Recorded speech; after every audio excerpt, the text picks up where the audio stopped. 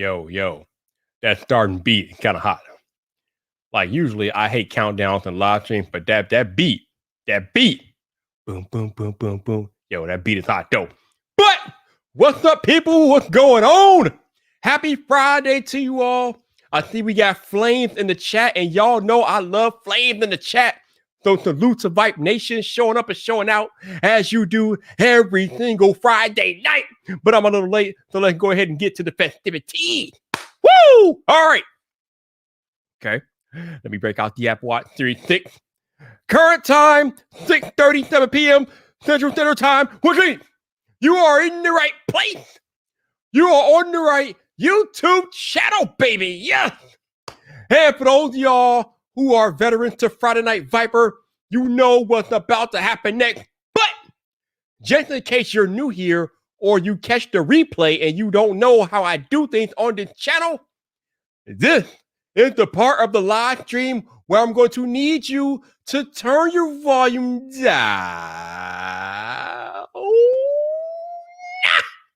Because if you don't turn your volume down, I will not be held liable for what your neighbors think about you listening to some loud dude on YouTube. That's on you, not on me. That's on you, not on me. Oh, yeah. So, with the disclaimer out of the way, I can get into one of the most electrifying live stream introductions in YouTube. We are in the building. It's Friday night. We have gotten everything out of the way. Let's go to work and see what we got and see what the night takes us. I don't know. Let's see what we got.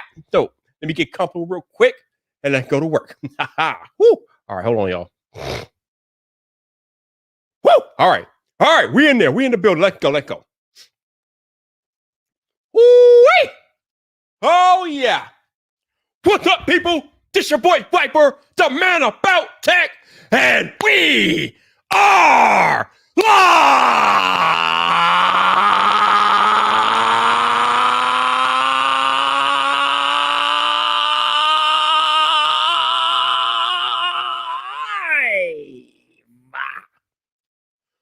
Welcome to Friday Night Viper, baby! Woo!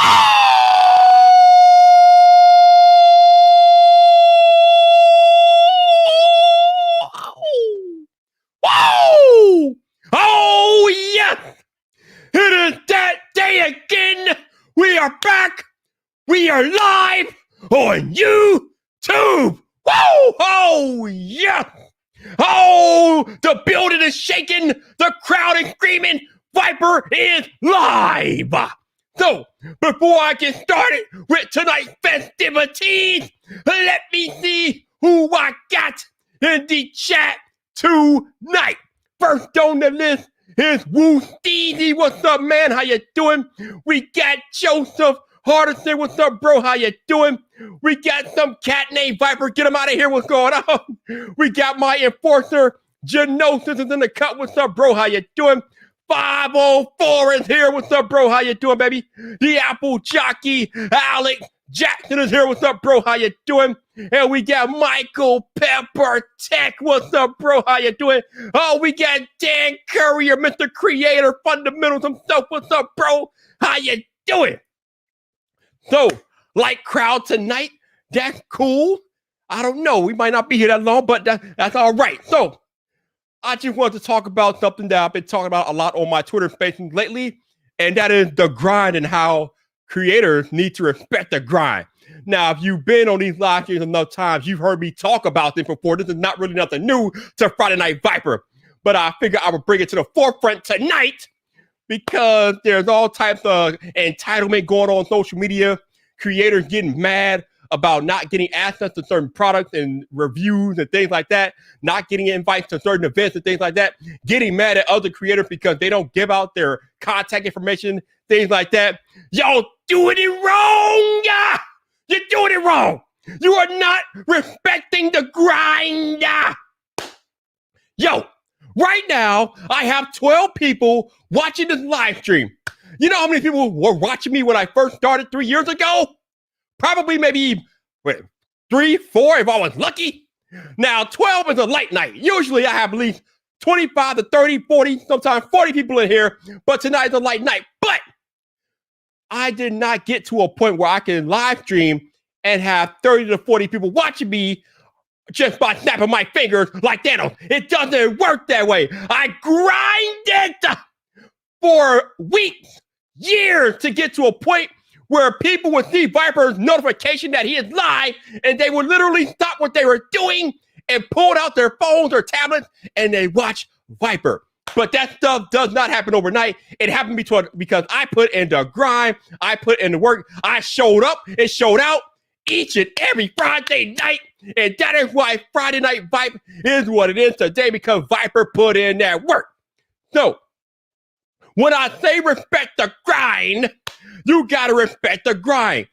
There are no such things as an overnight sensation or, people that just came out of nowhere. People didn't come out of nowhere. They probably did a bunch of work that you didn't see behind the scenes to get to where they are today. Peter McKinnon, what he's at, like almost 6 million subscribers on YouTube right now. The dude was like a photographer for 15 years before he ever shot a YouTube video. So Peter McKinnon just didn't become Peter McKinnon because he got on YouTube. Oh, no. Peter McKinnon was a photographer way before he got to the YouTube. Who else? Oh, Marquette Brownlee, iJustine, Unbox Therapy, all these big time tech YouTubers. They didn't get to millions of subscribers and from day one. They started from zero and they worked for 10 plus years to get to where they are on the platform because they respected the grind. That's what I need you people to understand. You have to respect the grind. It really just irks me when creators are out here throwing hissy fits on social media and getting mad at other creators for not giving out their contact information for their brand contact. What? How old are you? 5? What are you throwing a temper tantrum? Are you 5? Do I need to put you in a corner? Do I need to put some of y'all in a damn corner? What are we talking about here? How are you going to get mad at another creator for not giving you their contact? Did you know what the work that is required to get some of these brand contacts? All the monkey crap PR newsletters and press releases we have to go through just to find people's names? LinkedIn searches, Twitter searches, Instagram searches, whatever hell searches, Google searches, YouTube searches. It doesn't matter what search engine it is. All the work that goes into finding a single point of contact for a brand. They don't make it easy. Let me tell you, they do not make it easy.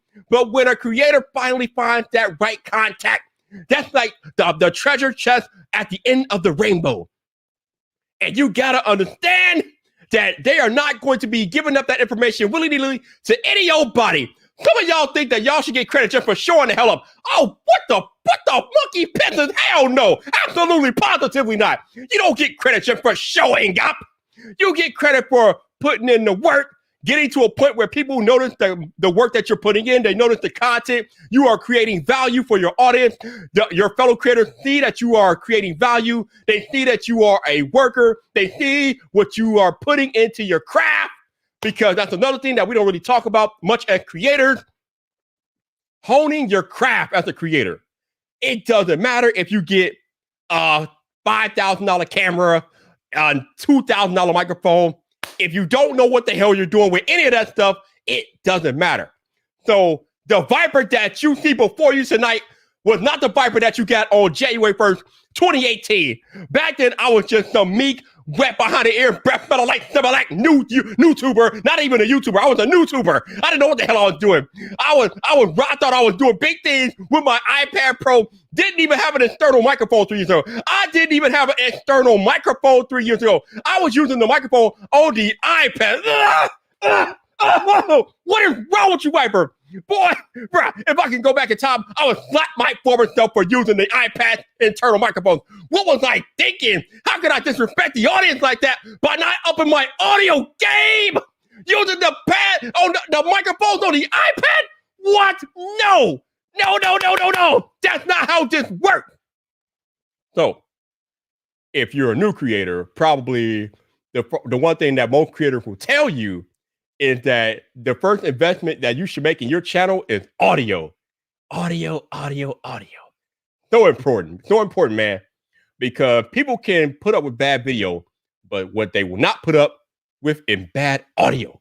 Because if you sound like Monkey eating onions, no one is listening to you, okay? If you sound like a bunch of monkeys chewing onions, nobody is listening to that content, okay? They are clicking off your video. Audio is paramount, okay? So if y'all knew, pro tip, audio first. Audio first. Oh, my goodness. Woo!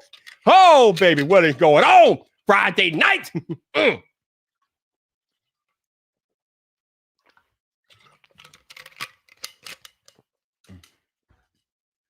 Also, since I am an established creator and I can do this, I gotta let y'all know that while I'm sitting here dropping fire tonight, super chats are open. As usual, they are not required, but if you are willing to donate, whatever you are willing to donate is greatly, greatly appreciated. I just appreciate you all showing up and showing out for your boy Viper. So thank you guys very, very much. But baby, y'all, some of these creators out here and their entitlement, like I said, they really get mad at other creators because the other creator won't give them a contact. Oh my God. Oh my God. Y'all some damn fools, man. Some of y'all some damn fools.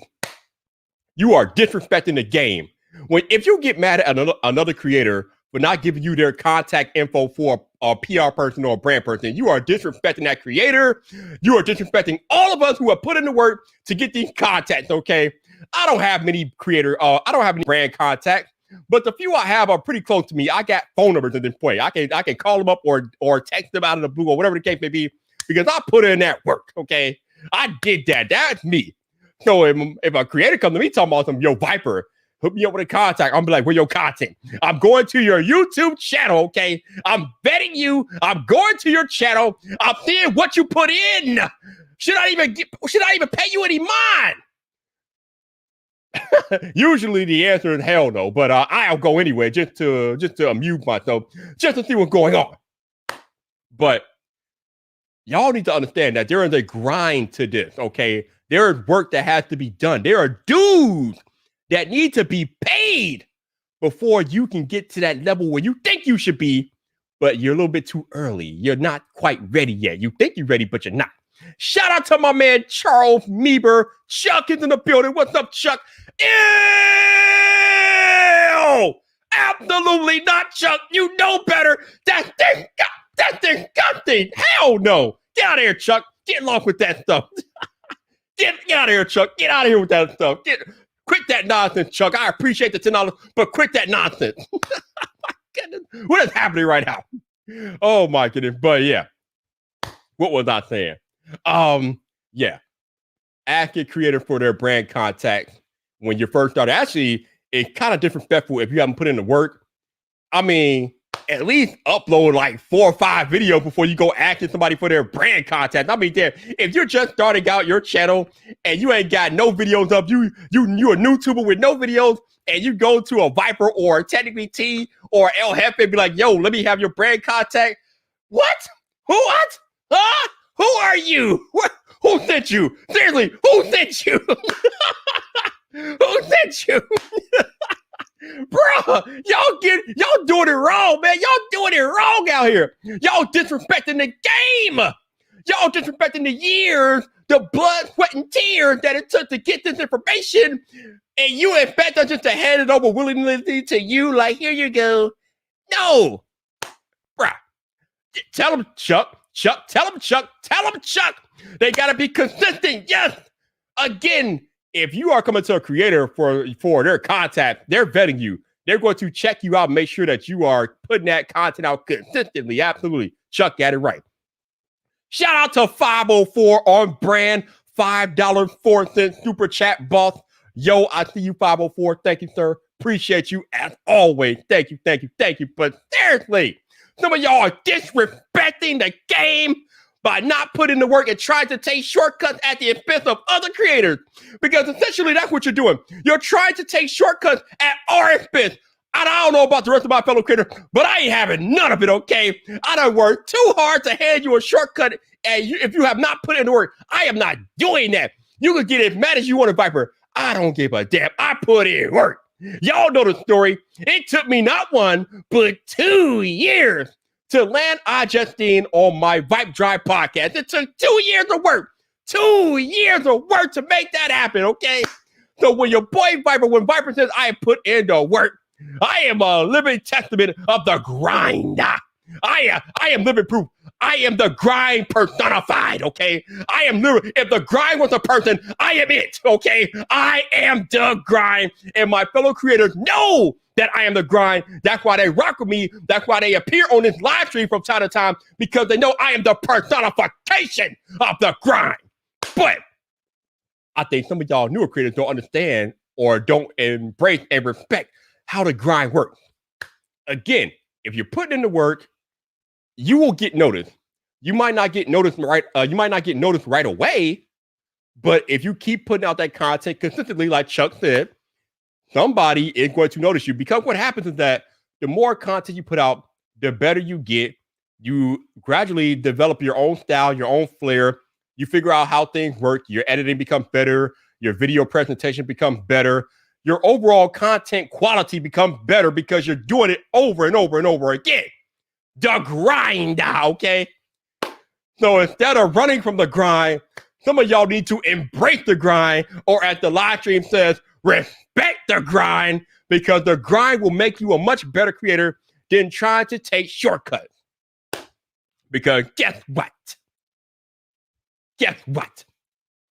There are no shortcuts. Whoa! What is this? Is that my man Andrew Edwards in here, bro? He said, who tried to act like I'm not the grind? Yo, no. Come on, bro. You know I know better. That's another person that's the singular personification of the grind. Andrew Edwards, bruh.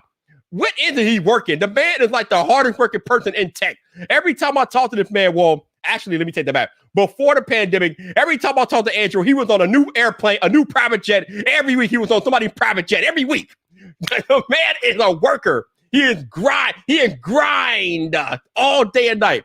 Shout out to my man, Andrew Edwards. Also, I need you to check your Twitter DMs as soon as you can. Thank you very much. But I'm just saying. All right?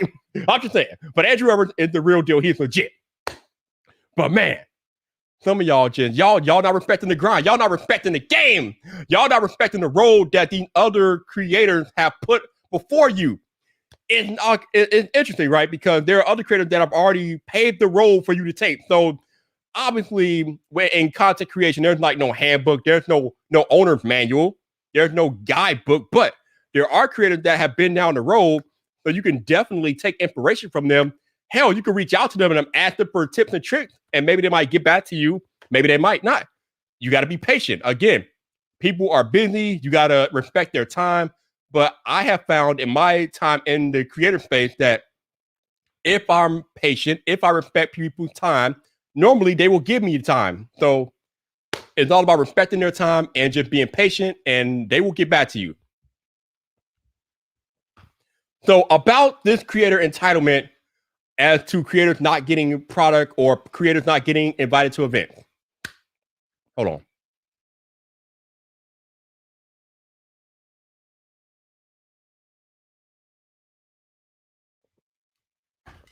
Yo, listen, man.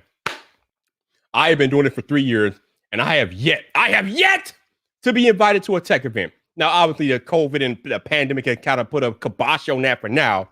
But still, I've been doing it for 3 years, and I have not been invited to a tech event. Do you see me crying and complaining about it? No, it is what it is. I'm out here. I am out here, okay? At some point, some brand will invite me to their tech event. Actually, I've been invited to virtual events, but I've never been invited to like an actual like Samsung or Apple event or any of those cool tech events or any other tech event for that matter. But I've been invited to a virtual event or two. But I'm not complaining about it because I know that I'm still relatively new. I got to put in the work. Gwendolyn G. She has the beat. She has the beat in hand. Yeah. Wait a minute. It just arrived? Damn. They took their sweet time getting you your iPad. I'm so sorry, Gwendolyn. I'd be pissed. I'd be mad. But you know what? At least you got it, because delivery these days, they are literally a crapshoot. So shout out to Gwendolyn. She has her hands on the iPad Pro. Jonathan Anderson, your boy Viper is doing well, man. I'm just delivering these good. I'm delivering this preaching this sermon tonight about the grind. But yeah, going back to what I was saying, I have yet to be invited to any like in-person tech event, but it's cool. One day I will be. I'm not going anywhere. While these brands take their time noticing what I'm doing out here on these YouTube streets, I'm still putting out content on a weekly basis. I'm still hosting clubhouse rooms and Twitter spaces. I'm doing live streams. I'm uploading video. I am doing the things, you know? So I am still grinding and getting better at my craft each and every week while these brands take their free time noticing that, yo, maybe we should invite Viper to an event. You know, maybe we should invite Viper. I don't know. But they know where to find me. They know where to find me when they're ready. They know where to find me. But seriously, y'all got to understand, man, there's work to be done. And if you are not willing to put in the work, you are not going to make it very far in content creation. Content creation stands still for nobody. Content creation wait for nobody. If you are not willing to constantly work, if you're not willing to constantly get better, if you're not willing to learn the platform that you choose to put your content on, you will be stagnant and other people will pass you by. The platforms will pass you by because you're being stagnant. You're not adapting. The essence of a creator is constantly adapting. I remember a story Andrew told me about. I think it was last year. I think it was last year or the year before last. I had him on my podcast, and Andrew ever told me a story about how he got into making videos. He used to be a tech writer for a tech blog or whatever. But he noticed that he had the foresight to understand that nobody was making video content back when he first started doing it. So Andrew Edwards used to go to E3. Oh no, not E3. Why did I say E3? God, gaming on the mind. Andrew Edwards used to go to CES, and I think at one of his first CESs, he started making videos about the things that he saw at CES because he saw nobody else was making video content. Fast forward, 16, 17 years later, and he's one of the most well-known tech creators in the space because he constantly evolves. He constantly gets better. He knows what's going on. He has a good head on his shoulders. He knows how to communicate with the brands. But he understands that he can't just stay still. He has to constantly get better. Look at Marquez Brownlee. Look at Marquez Brownlee. This dude was 14 in his bedroom. 14 in his bedroom. This dude is now interviewing CEOs of the top tech companies, man. This dude just put out a video where he interviewed Google Sundar Pichai. Sundar Pichai, man. I'm like, wow. What is going on? So this dude went from making little videos in his bedroom to going out to Google headquarters to interview Sundar Pichai. Why? Because Marquez has worked tirelessly for 10 plus years to get to where he is. He didn't stand still. He didn't stay stagnant. He got better. He upped his game. When y'all was shooting in 1080p, he was shooting in 4. He was doing his thing in 4K. When we finally caught up to 4K, now he's in 8K. When we catch up to 8K, he'll be on 16K. The dude keeps moving the goalpost. He's a legend because he doesn't stay still. He embraces the grind. He continuously works to get better at his craft. That's why he's getting these interviews with Bill Gates, with Sundar Pichai, with Craig Federighi, because they see the grind that Marquez has endured over the past 10 years. Telling y'all, it's all about the grind. Yo, shout out to my man, Matt Grebe. What's up, bro? He says, thanks for all you do, Vibe. Upgrading to recent gear thanks to your videos and Clubhouse talk. Bummed I couldn't make Thursday Clubhouse event. Keep grinding. That's right, baby. Your boy Viper is always grinding. Matt, I appreciate the $9.99. Thank you, sir. I will do what I do. Also, we got Khalil out here. Khalil, what's up, bro? How you doing? And the Bionic Scoop is here, too. What is up? How you doing? No doubt. 504, yes, he has interviewed Marquez Brownlee. He has interviewed Kobe Bryant, Will Smith, Elon, and Barack Obama. Although I wouldn't really call that Barack thing an interview. He just had one of his questions submitted and things like that. But still, he got to interface or engage with Barack Obama. So, yeah, the dude is doing big things, and he's not stopping anytime soon. He's not slowing down. Oh! Somebody out there is watching the Viper because they have requested I give them the link to the live stream so they can come join Viper. Oh, man. Oh, this is about to get lit. I'm not telling you who it is. Oh, he just gave it away. Damn it, Travis. Why did you give it away? But yeah, Travis wants the link. All right. I can rock with that. We can do that. Let me give this man the link. Bam! Check your Twitter DMs, and you can come in and talk to the Viper. Man, I was trying to talk you up, and then you just gave it away, Travis. Damn. But yes, the grind, baby. That's what it is. All right, I need to read something real quick. Blah, blah, blah, blah, blah. Assembly. Oh, okay. Oh. What the hell? Okay. That's weird. I am just okay. We're gonna have to. That's weird. Okay. All right. That's weird. I don't know what's going on with that, but cool. All right. So I was trying to reach out to a brand to do something with Clubhouse, and I just got a rejection email. Like, okay, that's kind of weird to me because the person I talked to directly seemed to be okay with the idea, but the brand just said, no, we're not playing games with you, Piper. So fine, whatever. My life goes on. I'm not going anywhere. That's not going to stop Viper, not at all. The event is still going on regardless if your brand shows up or not. Viper got other brands that will show up to the event.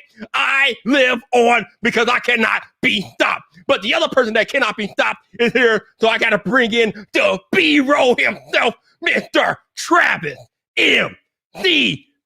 What's up, bro? How you doing, baby? What's going on? This man rock is cooking.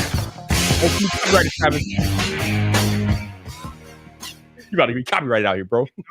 Listen, I know how long a clip can be before it gets copyrighted. I'm the master of this. Don't you worry about me. I got this on lock, son. You're out here talking about people coming in here trying to take over and ain't done the blood, sweat, or tears. Ooh. You gotta give at least one of them, baby. Let's go. I want to see you cry blood if you really want it now. I want to see you tonight, man. Your tears. Let's go. How you doing tonight, Travis? I'm all fired up, baby. Let's go. Yo, you know what it is. Hey, this is another man who is the personification of grind. My man Travis, man. This man made a bet on himself. If he didn't reach 10,000 subscribers in 1 year, he was going to quit YouTube. And that was 2 years ago. Not only did he reach the 10,000, here we are 2 years later, and he just crossed 100,000 subscribers on YouTube. You know what? Let me put Travis on a full screen because y'all need to see the full effect right here. That is the personification of grind right there with the belt, with the 100K championship belt. Show him the belt, Travis. Show him the belt, baby. Let's get it right side up, baby. Show him the belt. Yeah. Let's go. Travis MCP in the building, baby. That's what I'm talking about. Let's go. Hey, you put the grind in, you can be as corny as you want to be. Let's go. Oh, absolutely. Of course. I mean, they can't tell you nothing. They can't tell you nothing, Travis. You can't do nothing. Let us go. So I know you got some fire to drop. You don't just come into my live stream unless you got fire to drop. So what you gonna drop with tonight, Travis? Yeah, I saw you talking about the stuff, man. And you know, man, like you and I have been grinding pretty much since the same day. You were a little bit ahead of me, actually. But listen, I know that people hit you up because you're a nice guy and everyone sees Viper. And you know, it's funny because someone the other day tweeted at me about like a video or something, my live stream from last week or something. They're like, oh, I feel like I missed out. And I said, you should come on to the live stream. They go, well, I'm always in Clubhouse with Viper. I don't want to miss that. I'm like, well, there you go.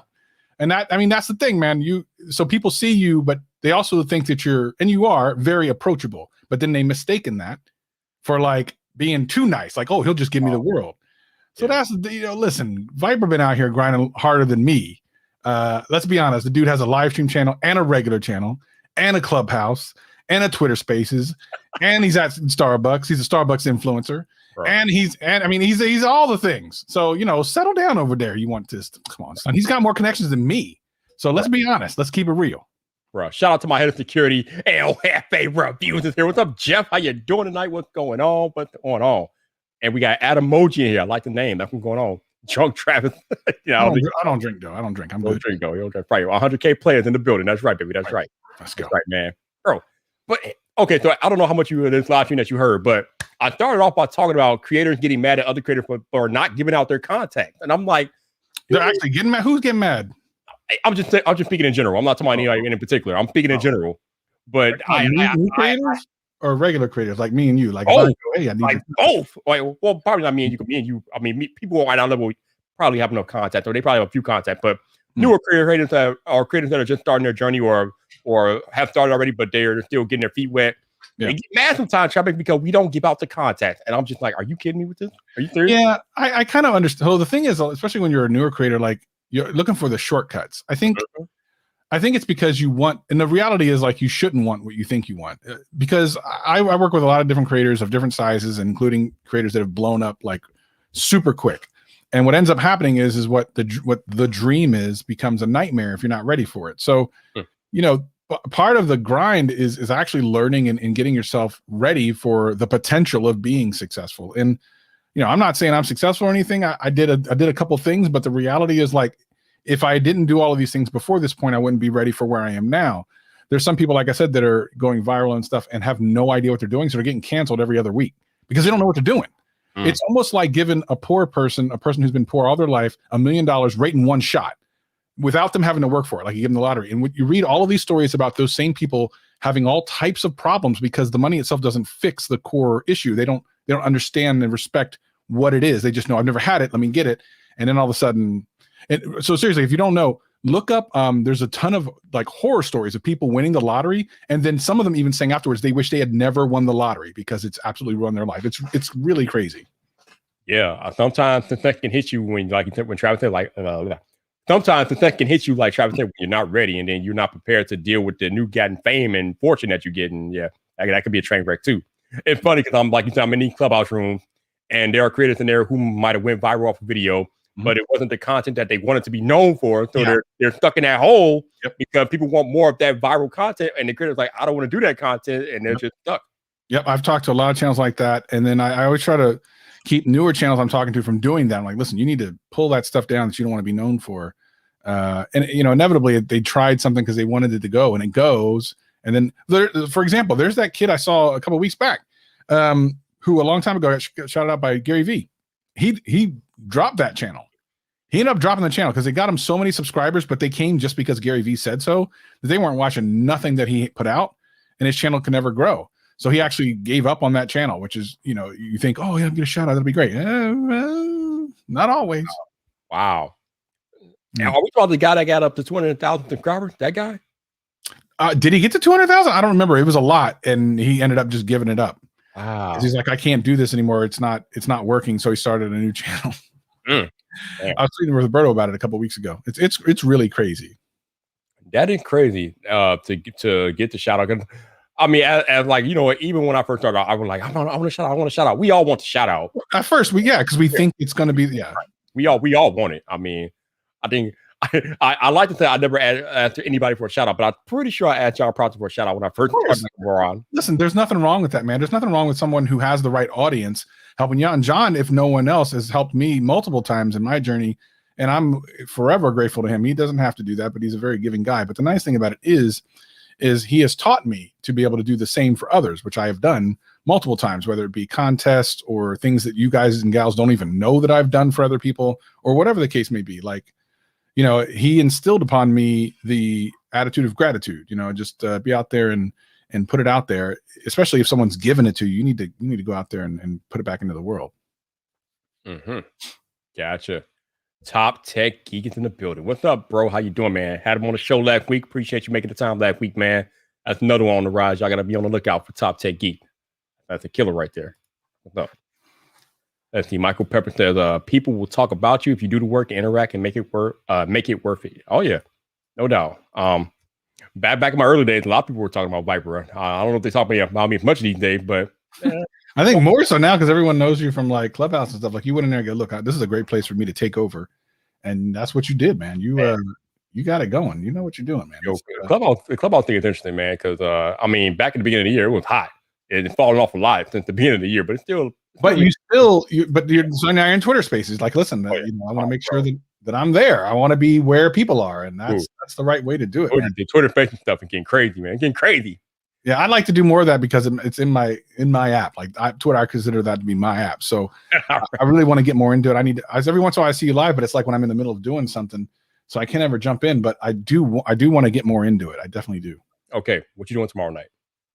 Well, not too much because I got to shoot all these freaking videos, so I'll be around for sure. All right, you want to do a Twitter Space tomorrow night, me and you? Yeah, that'd be fun. Make it happen, baby. All right, we can I don't know if El Jefe is going to be available. If El Jefe is available, me and you and Jefe can do the Tech Super Lounge on Twicher. We can do that. Man, we can do that. Doug Houston, what's up, bro? How you doing, man? How you doing? Moderator to the stars. Oh man, my head of security, man. I was talking in the clubhouse room with Jeff about how, man, Jeff has been rocking with me from day one, and I call him my head of security because he was like all my early live streams moderating and throwing the bad hammer on people. I'm like, that's my head of security, man. What's up? Jonathan Anderson says Twitter Spaces is better than Clubhouse. Here's the thing about that. I still prefer Clubhouse because it's more organized. They have hallways where you can see all the active rooms, and they have like more moderator features on Clubhouse. But Twitter Spaces is right behind them. Okay, they're not resting on their laurels over there at Twitter. I mean, they got the tip jar in there. They just enable scheduling for Twitter Spaces, so now I can schedule them, which is pretty cool. Damn. And they're adding features to Twitter Spaces seemingly every month. So Twitter is not resting on their laurels. Twitter Spaces is a thing. It's not going anywhere. It's only getting more popular by the day. So I'm having fun using it, man. It's funny because this week, it seems like the gaming community has been finding me on Twitter Spaces, and those conversations have been quite lit. So no doubt. Read Tech, what's up? How you doing, man? How you doing? El Jefe coming tomorrow night? Yeah, man. What's up? All right. Tech Super Lounge, me, Jefe, and Travis, and we'll see who joins in. That should be fun. That'll be fun, man. No doubt. That life. Absolutely. I see the verification's rolling out on Twitter, but the problem is I don't have access to it yet. I think, and I saw that my boy Gary got access to it, which kind of shocked me, not because he doesn't deserve it, but because the vast majority of his stuff is YouTube related. And I actually have stuff outside of YouTube that I might be able to reference depending on what the form looks like, but I don't even have the option yet. So actually, I didn't have yesterday, but now I have the ability to do it today. So I can actually go and request verification if I want. Problem is, under the thing that I will qualify, I don't have the qualifications. So even if can you tell me what the qualifications are? Because I depending on what it is, if Gary got it, I figure I have some stuff outside of even what we do that might. Let me go back and look this up real quick. So if you apply under an influencer, or I think that's what it is, influencer, something like that. I don't see what Gary applied under, but yeah. You need 3 references to news sources. Wait, what? Okay, that's weird. So when I do it on the app, I have access, but on the computer, I don't have access to apply for verification. That's stupid. Hold on. I'll go get my phone because I looked on the web and I don't. Hold on, I'll be right back. Hold on. Yeah, like I just did this earlier today on the phone. I can actually apply for a verification on Twitter, but apparently now I can't apply for verification on my computer, which is stupid. But let me go to my phone real quick here. Hold on, y'all, so I can get Travis the info that he wants here. Earlier I had the option today to apply to be verified on Twitter, but I didn't meet the qualifications, so I didn't go through with it. But let me see if I can get back to them. What do we got? Maybe they took the ability away from me since I didn't qualify. What? You had it, now you don't got it? Well, let me know. Is it supposed to be under account? Yeah, it's on. Oh, you know what? I don't have it. Okay, so the thing is, earlier I did it on my Galaxy Fold, and I had the access to my Fold in the other room. No, but so maybe you have access on the Android app? Is that a possibility? That would be interesting because I could load up an Android. That shouldn't matter though. It should not matter, but I'm going to do it right now. I'm going to turn on my OnePlus 7 Pro. Or can I get desktop mode on Safari? Probably not. I don't know. Actually, I believe you had it. If you saw it, you saw it. Yeah, I had it. But like I said, I didn't meet the qualifications, so I didn't go through it. But let me try this on. Let me try this on Safari real quick. I'm trying to collect me some check marks. By the way, I'm gonna have something that. So my plaque is coming. It'll be here next Tuesday. But I ordered something else. You can order a second one. But I ordered something else that very few people know about. That you can also order when you get your plaque. So I'm going to show that. When it comes. Oh, you're gonna knock. Maybe I'll bring it here. Maybe I'll bring it here first. I'll come on a Vibe. Okay. All right. Exclusively show it here. Okay. All right, let me take a look. Where's my Twitter app? Here it is. Twitter tweets. Dang, I haven't logged in so long. It logged me out. Dang. I don't remember my login. Oh man, I gotta remember the password. Oh Lord, I don't remember what my password is. Yeah, you gotta put your password in to confirm and do all that. It's not working. Oh, wait. I know I don't remember my Twitter password. I got once you get the keychain thing going, it remembers you on iOS and stuff.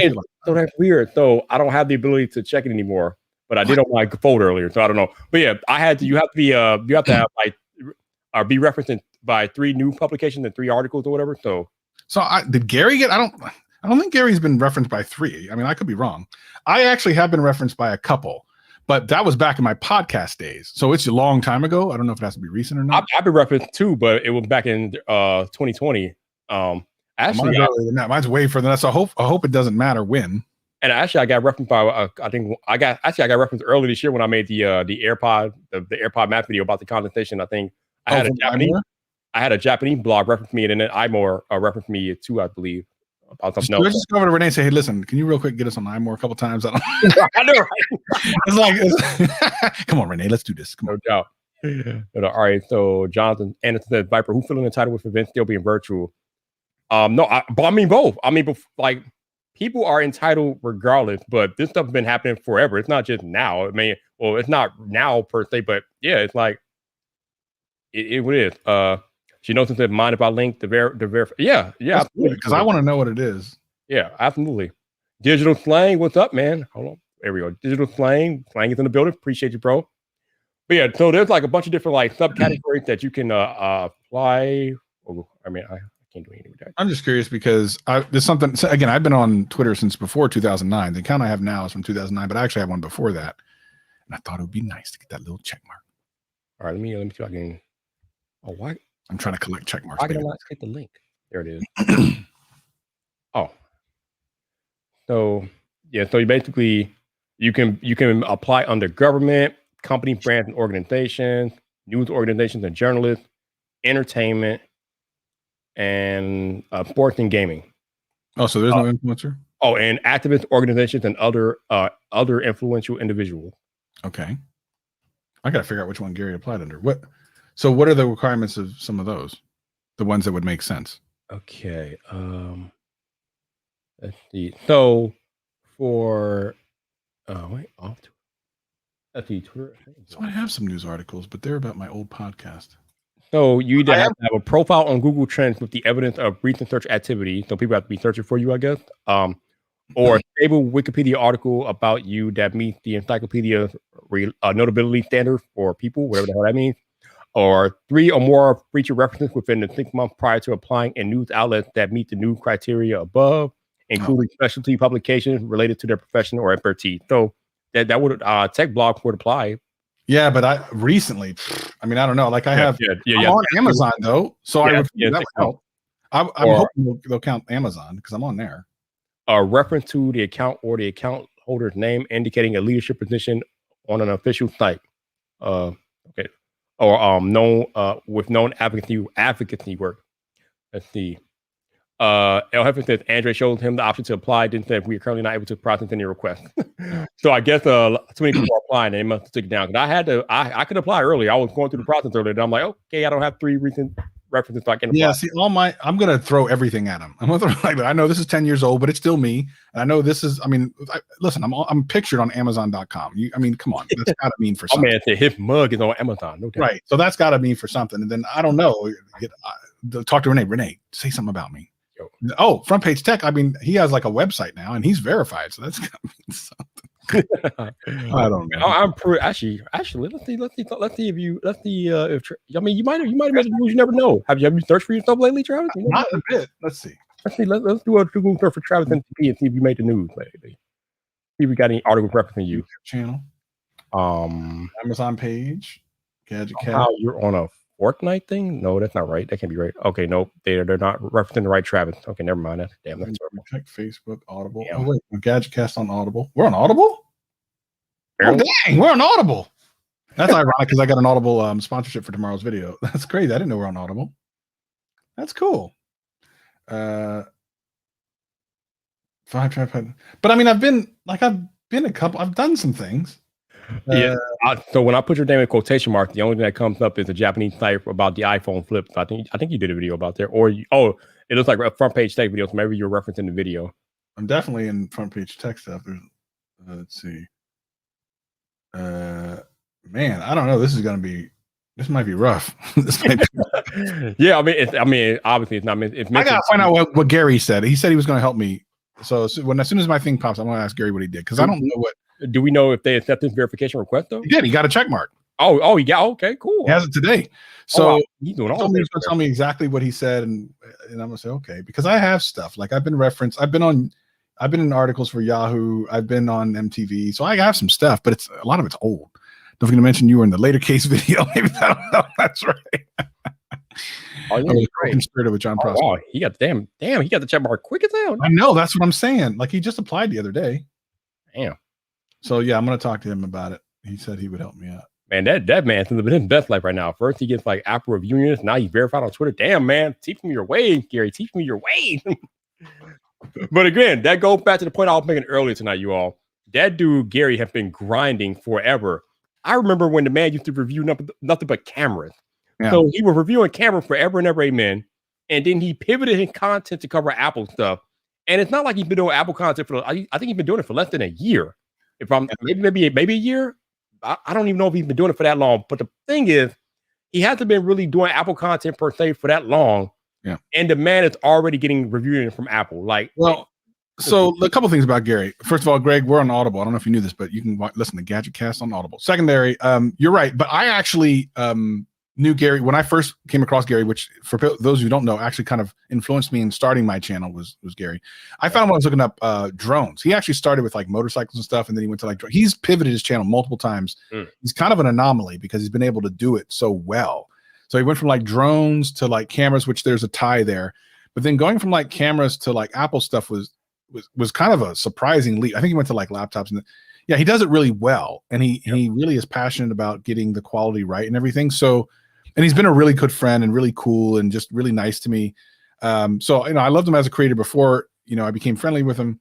But man, he puts in the work, man. He is no joke. He's constantly put out like at least 3 videos every single week for years straight, and also like used to do like a live stream. I don't know how he put out as much videos as he did, especially with the content that he has, the quality of the content.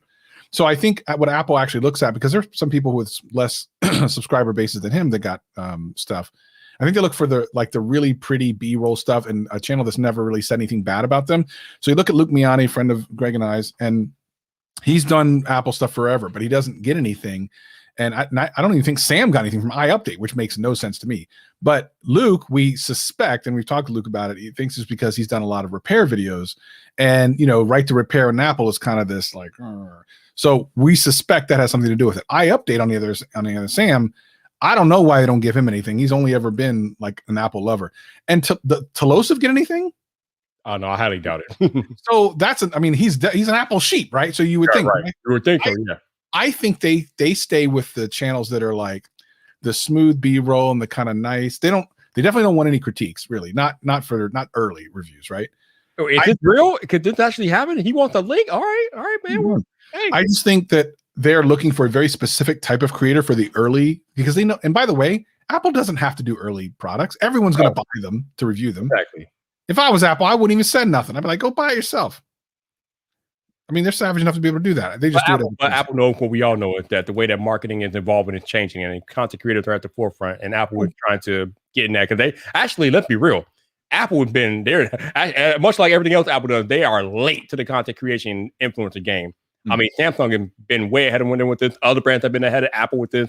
Apple only started doing it 3 or 4 years ago, so they've been late.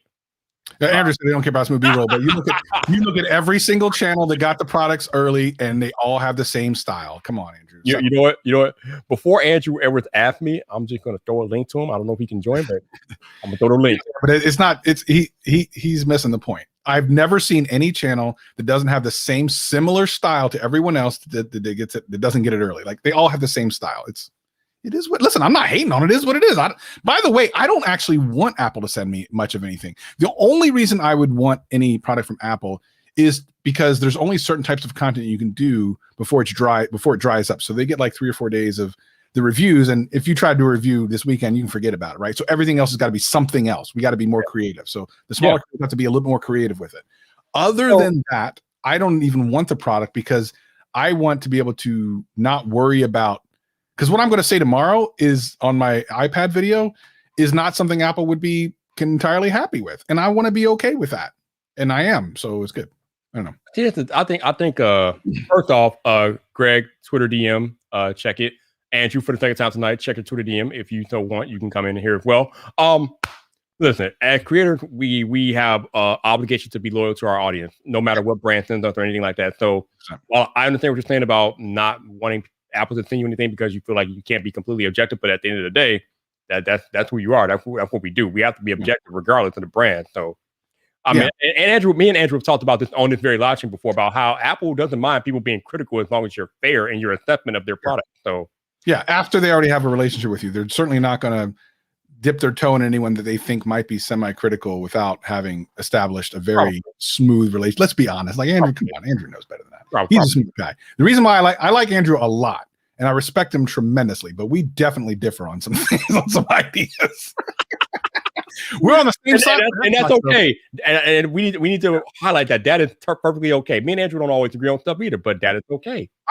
There's just one of the only things that Andrew and I 100% agree upon is like Xbox stuff, and I'm glad to have him on my side. Whenever someone pipes up about Xbox, I'm like, go get him, Andrew. Go ahead. It's like having a pit bull on your side. Like, go get him.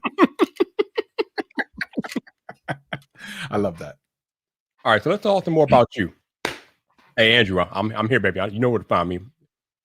Whenever you're ready, baby. Whenever you're ready. Let's come back. You just crossed 100K. Yeah.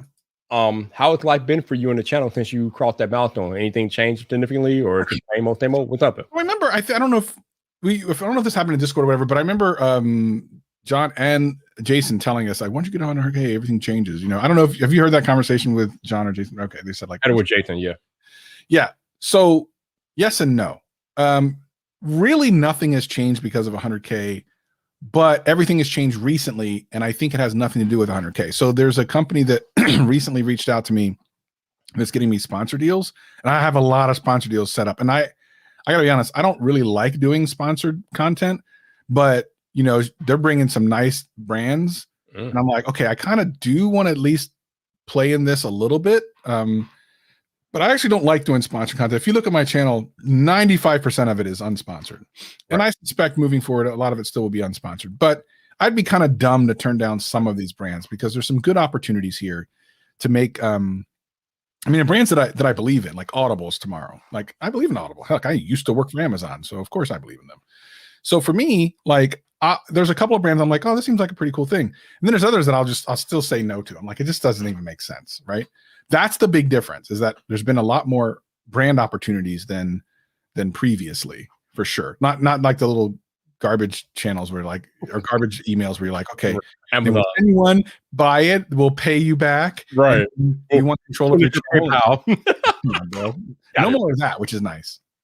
Yeah, I mean, what's up, man? But again, you put in the grind and the work to get to that point. So once again, congratulations to you. I'm pretty sure I've said it enough, but more time, man. Congratulations, bro. Appreciate it, man. Putting in that work.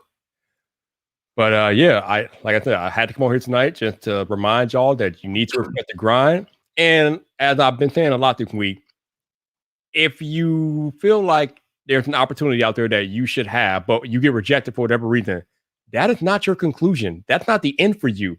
It's just it's just a speed bump. It's a roadblock. Again, I just made a request to have a brand join me for my clubhouse event in 2 weeks, and I just got rejected. It's not going to stop me. No, absolutely not. I'm going to keep going. A rejection is not the end of your creative journey. It's not the end of the world. You will get rejected a lot in the creator journey. It just is what it is. But if you keep going, keep your head down, keep working, keep grinding, eventually you will get to that point where you feel like you should be, and you will appreciate it a lot more because you put in the work and you know the struggles that you had to endure to get to that point where you reach that moment. You're like, yes, I made it. I don't know if you can say you made it in the creative space, because like we never stop evolving. But if you when you get that first brand deal or that first milestone that you're looking at when you're a creator, yo, what's up? Wait, what? What are you talking about? StreamYard, you need to connect to YouTube.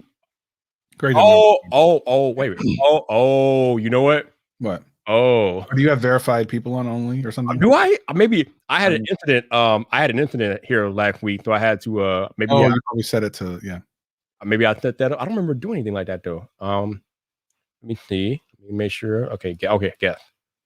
Oh, yep, I sure did. All right, let me turn that off. So it's off now. So sorry about that.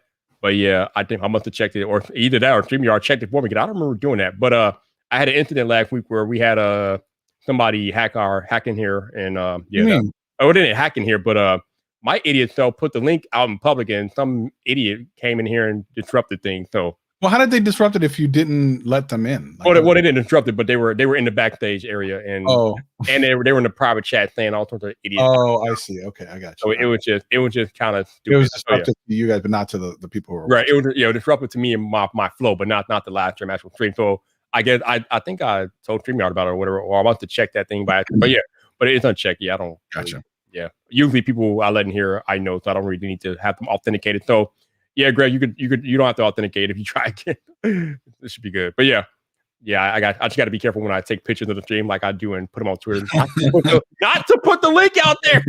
Come on, Viper. Come on. Yeah, no, right? I am my own security breach. At least I was last week. We've been fortunate because when we do those one question goes on Gadgetcast, we really haven't been trolled yet, which is kind of amazing.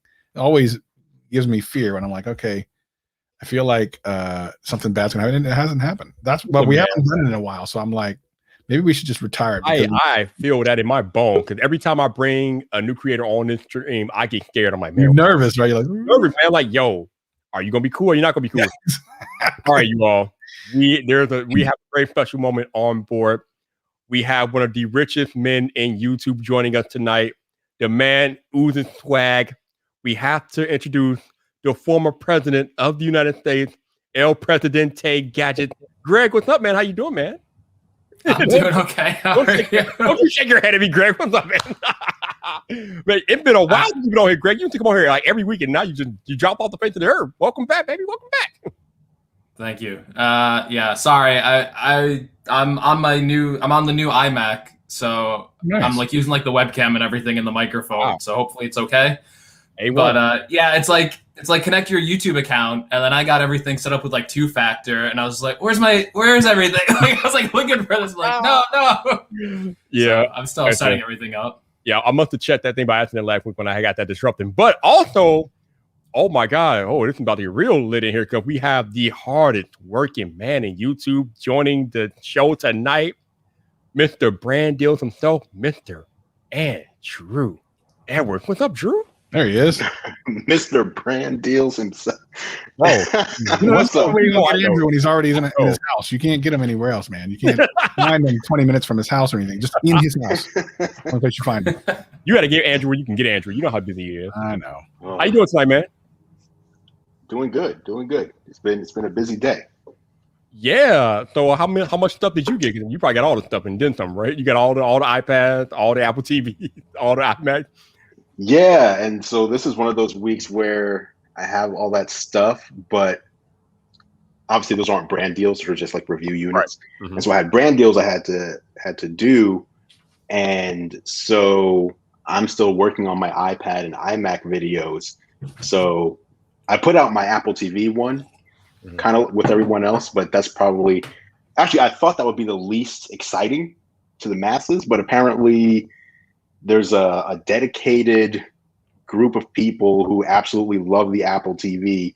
Wow. And that video did probably 5 times better than I expected it to. Wow. I was shocked. I mean, I love the Apple TV, but man, that's surprising. I'm shocked. Me too, because I feel like it's such a niche product because we have all these apps just built into smart TVs anyway, but it did really well. So I was actually surprised. So yeah, I still have my other stuff that is coming probably next week.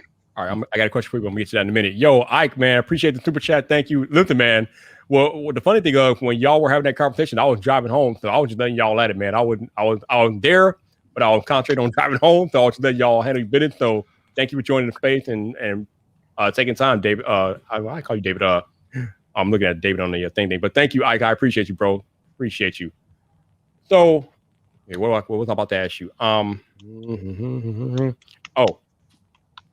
Obviously, Andrew, Apple sends you stuff, but you have to send the stuff back. So, what did you buy anything for you today, or did you buy anything at some point? I had. So I am a big Apple TV fan. So I bought 4 Apple TVs. Good Lord! I mean, that's not my existing 4K. It is my favorite streaming box I've always ever had, but I didn't feel the need to upgrade. Why did you upgrade? Just because? So.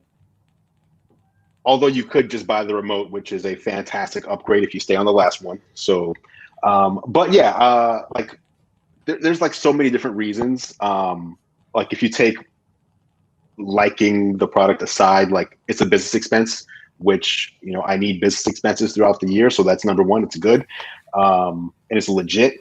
But number 2, I'll usually like sell my old stuff, right? So like if I have, or at least in the case of the Apple TV, like I used to sell everything, and now I've like come to realize like 6 years later or 8 years later, I'll be like, I wish I had an iPhone 3G right now so I could do like a, you know what I mean? So now I hold on to like that kind of stuff, but the Apple TV, like you're never gonna So I'll sell it, and then I kind of call it my coupon. So if the new one is $179, and if I can sell the last one for, let's say, 120, right, or 100, then it's really only $80, and the remote is 60. So if you can get enough to basically act like you're just buying the remote, but you get a whole new unit anyway, that's kind of my strategy. So it kind of helps me clear out old stuff that's just going to get worth less and less over time, and helps me get something new. And the other thing, which is a smaller thing, but I feel like the Apple TV 4K previous, it started having issues with like the tone mapping of Dolby Vision. Like it felt like it started to just become a chore for the old chip, and I don't know if it's because movies have gotten like more advanced in their Dolby Vision encoding versus when it first came out or what, but I just felt like it was starting to like chug along. And going from the home screen into an app or out of an app back to the home screen, that transition, I felt like became like kind of juddery or shaky, like going in and out. So like this thing is just struggling now. It's just too old. So I can't have that. So you're saying the new ones don't have that? New ones do not have that. New ones are a lot faster. They don't do that. The remote, again, is, even though you can buy it separately, it's probably the best part of the whole thing, quite honestly. But I almost feel like the way I feel about the new iPad with the Apple TV. It's like, what are you going to show us at WWDC? Because there's more power in here than necessary for what it does today. So what else is coming? Yep. And that's literally what part of my video says tomorrow, because I'm like, okay, so I bought this because I wanted to see the screen, right? I want to see the screen first and foremost. Let's see what that technology looked like. And then I want the M1 for my running because I edit all myself on my iPad. So I'm like, let's do this. And as I tweeted today, there's like no speed difference in LumaFusion at all, which is kind of more than just disappointing. There's none. It's 5 seconds. None? I did a 10-minute 4K video, exported it in the 2020 version and the M1 version. There was a 5-second difference in render times. Interesting. So I haven't done any video exporting, but it must be then that I've seen examples of exporting, but it must have been an iMovie or something, because it's been like over here it's taking 7 minutes and over here it's like 5 minutes and 15 seconds. Maybe LumaFusion is just it's not either yet. coded really well, or it's not coded well enough to optimize M1. One of the two. You notice some of these reviews, like I just seen, is that they have the newer version of LumaFusion. So I have no idea. If that will have additional things. Maybe it will. I hope it does. God, it does. Because right now I'm sitting on this thing going, well, this was kind of a waste, but I kind of knew that going into it. The 2020, whenever I say 2020, you might as well say 2018 because they're the same damn thing. They have the same basic processor. So you might as well say 2018. I'm like, we hit peak in 2018. That can't be right. That can't be right. Because of what else on the iPad's any faster? Like you open up an app, it's the same thing. You're not swiping right any faster before. So, and this is what I'm saying. This is what I've been saying this entire time. Like 8 gigs, 16 gigs of RAM, this massive processor. The only thing it can be is WWDC because this is silliness. Otherwise, it's ridiculous. It's got to be WWDC. It's got to be. Something has to be happening. I agree. We can only hope. Greg, man, you've been just head down grinding your behind off, bro. Yeah. I'm working a lot. I'm very tired. If you couldn't tell, I got like a big pimple on my forehead when I'm trying to record all these videos today. I'm stressed. So it's dude, you're crackling. Bro, I'm cracking under the pressure. Your audio's crackling, dude. Your audio's crackling. Oh, my audio? Yeah. He goes, yeah, I'm cracking. No, you're crackling. Oh, God. Hey, so listen, real quick, though. So, Travis, what I was saying earlier, and this is just my opinion, I don't think that, like, my content matches, like, John Morrison or Renee. I think there's, like, 2 different or 3 different presentations. No, I think it's basically the same. They're different. What's the same? Well, here's the thing. Let me ask you a question. You've had a crappy hot dog before, right? Yes. And you've had a good hot dog, like one you're like, oh my God, this is not a hot dog. This is something else. They're all hot dogs, right? Sure. Y'all have the same basic style. By the way, not bad. Obviously, Jonathan Morrison, if I could have Jonathan Morrison, I would take it in a minute. So I see all you guys doing the same basic style. And again, this is not it sounds like an insult as I'm saying it, but it totally isn't. It's this highly polished kind of presentation that's almost television-esque. All three of you that you've just named, yourself, Renee, like it's all, you could watch them on television, right? And that's what I'm talking about. Greg ain't getting nothing. I don't disagree with that. I was more saying like the smooth B-roll. I was like, I think my B-roll sucks, and Renee doesn't do B-roll at all. So right, he does. What are you talking about? That's more what I meant. Does he? He just talks to the camera. No, he has B-roll. You're not watching his videos. He has B-roll. Well, you look at Greg. They ain't sending Greg nothing. Well, usually his B-roll is like Apple clips and things like that, but he rarely has his own B-roll. But yeah, he doesn't do B-roll. But another example is when they started working with me was after I killed one of their products in a video. It was the first butterfly keyboard. And recently, so sometimes they'll ask us like, hey, like, I'm sure they keep tabs on everybody, but they'll ask us like, hey, is there anybody that you recommend we might want to reach out to or work with? Sometimes I give them names and they're just like, we don't know about that person. And sometimes no one here. And then sometimes I give them a name. And so last time, one of the names I gave them was Enabong. And if you're familiar with Enabong's content, he's very anti-Apple for the most part. Right. But he was one of the people that they were like, you know what, we like when he, because again, I always tell Viper, it's about being fair in your criticisms. Mm-hmm. And so I knew I was going out on a limb recommending him because I was like, he makes good content and he's good at like giving, communicating his opinion. 100%. But he's not the biggest fan of the company or its products. Yeah. But they looked at the content, they were like, no, this is like, we like this. This helps us. So I just want to make sure people don't think they only look for like the Uber fanboys or people who won't say anything bad about their stuff. Did he get something? I didn't see him say he got anything. Did he get something this year? He started getting stuff from the iPhone team. So nothing with this latest round because there was no new iPhones. But so the iPhone team in particular, I started working with him mostly, I guess, because he does a lot of phone stuff. Yeah, mobile gaming. That makes sense. Andrew, earlier tonight, I don't know how much of the live stream you listened to, but I was talking about how you first got started. The story that you told me on the podcast about how you used to be a writer, but then you went to CES and you thought that nobody was making video content, so you started making video content, and then obviously they got you to where you are today. You can tell the story better than I can. So can you like reiterate that story? Because I'm trying to tell people about respecting the grind and things take time. So the shortened version is, so I started a website. Well, I wanted to be a tech writer, and I tried out for this site called about.com, which back in the day, people would go to. It was almost like a tech Wikipedia in a way. So I wanted to be like their personal technology editor. And the way that you would apply is they'd give you and 9 other people the job for 2 weeks. And at the end of 2 weeks, they would pick who they liked the best. And so I didn't get it. But I had 2 weeks worth of content. I was pumping out content like multiple times a day for 2 weeks. And I was like, I have all this stuff I wrote. I don't think it's bad. So I bought gearlive.com. I put it on there and kind of that was my start to the career. And I started the same month Gizmodo started. Same month Engadget started. Gizmodo had previously existed. And then all of a sudden, like all these websites, the three of us, Ars Technica, like we all started getting these offers from major corporations to buy our sites.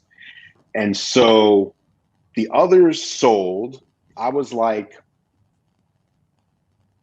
also very young. I was in my early 20s. And I was like, I don't know. I don't want to like sell something, even though it was like a good amount. It was probably like $800,000 was one of the best offers I got. But in my head, I just felt like I have so much more to do. Like I have more to do. And if I feel like I can surpass that number given enough time.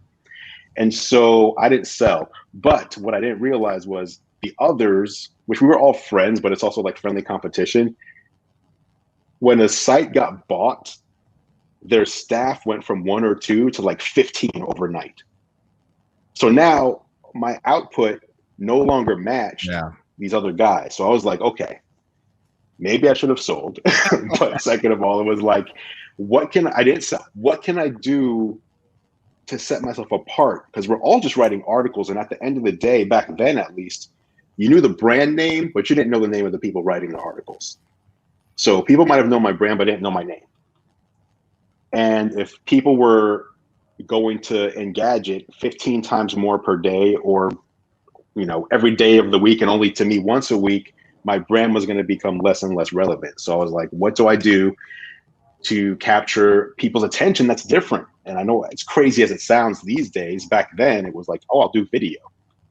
And when I say video, I mean like a little tape that like will record the video onto the tape, and then you hit play and record it into your computer to edit it. So yeah, I went to CES 2005, and I noticed the only people with cameras were like CBS, ABC, like that kind of stuff. And so the next year I brought a camera crew, and over the course of CES, we did over 100 videos in like 4 days. And so they recognized, like the CEA recognized us as having like the most video content of any outlet, which turned a lot of heads, and a lot of brands were like, who even are these people? And that was it. So CES 2006 was where I started my video journey. Never stopped. Damn. 15 years later, here we are. You're running a 7-figure business. You're one of the most influential creators out there doing the thing, man, because you put in the work. And this is what I'm trying to get across to people. That's all you need to do. Everybody in this rectangle live stream puts the work in. I admire the work of everybody. Greg, I see you out there, man. He put out a video an hour ago, like right before he came on here. That's work. I was like, oh, he's got the blue iMac. I want to watch that video. I looked at 17 minutes. I'm like, I can't watch 17 minutes of Greg. I mean, as it is, I got to deal with him an hour on GadgetCast. I mean, come on. Yeah, that's too long. I'll watch it then. Greg, I can tell you what you need to do to get on the radar of Apple if you want to work with them. I think he does. All right. I already know. You get earbuds because you can't be crackling over there, man. Get the first of all, fix that. I'm using the iMac microphone, so I don't know. Oh, that's why it's so bad. What? It doesn't sound like you're talking into these. No, it doesn't. Unless I sound like that too. No, you sound better. You sound fine. Hold on. Greg is one crackling over there. Yeah, it sounds like you're like far away. Yeah. He doesn't know how to use Apple products. He just has an Apple YouTube channel. Hello. There you go. Much better. Much better. Well, I was trying to test the iMac, studio quality microphones. Apparently they're shite. So there you go. Will Apple work with me now? Oh wow. Well, there goes that opportunity. No, I'm kidding. I did a recording before. I don't know what's wrong with them. They sound really good. I don't know if it's I don't know why they're maybe I'm too far away. Might be StreamYard, So Andrew, this pearl of wisdom that you're gonna drop for Greg, can we like hear it in public, or are you gonna drop it like privately? Oh yeah, for sure. Well, so this is don't take any of this as criticism, because these are all things that work for you. So I can look at someone's content and I will say I'm only like 90% certain, but just working with them for so long, I kind of feel like I kind of know what they look for and what they don't like. I think thumbnails that like have Tim Cook on stage announcing a product that doesn't exist would be an example of something where they're like, this is kind of misleading and not, again, to them, I know this just works, this is not a big deal, but to them, it's probably like, this is kind of misleading, so we don't know about this guy's content. And being more, how you want to say it? You want to be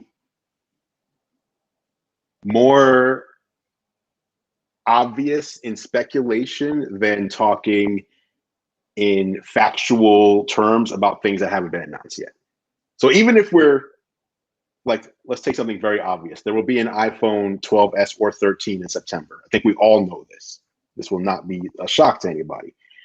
But if you say, this is what's happening versus here's what we expect to happen, it's just that little, you know what I'm saying? Like that little difference in, because one of them is honest and one of them is, I'm making an assumption.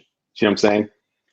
It's just those kind of things. Like those are like literally little things like that where they, to them, this person is honest and informative, and this person might be misleading.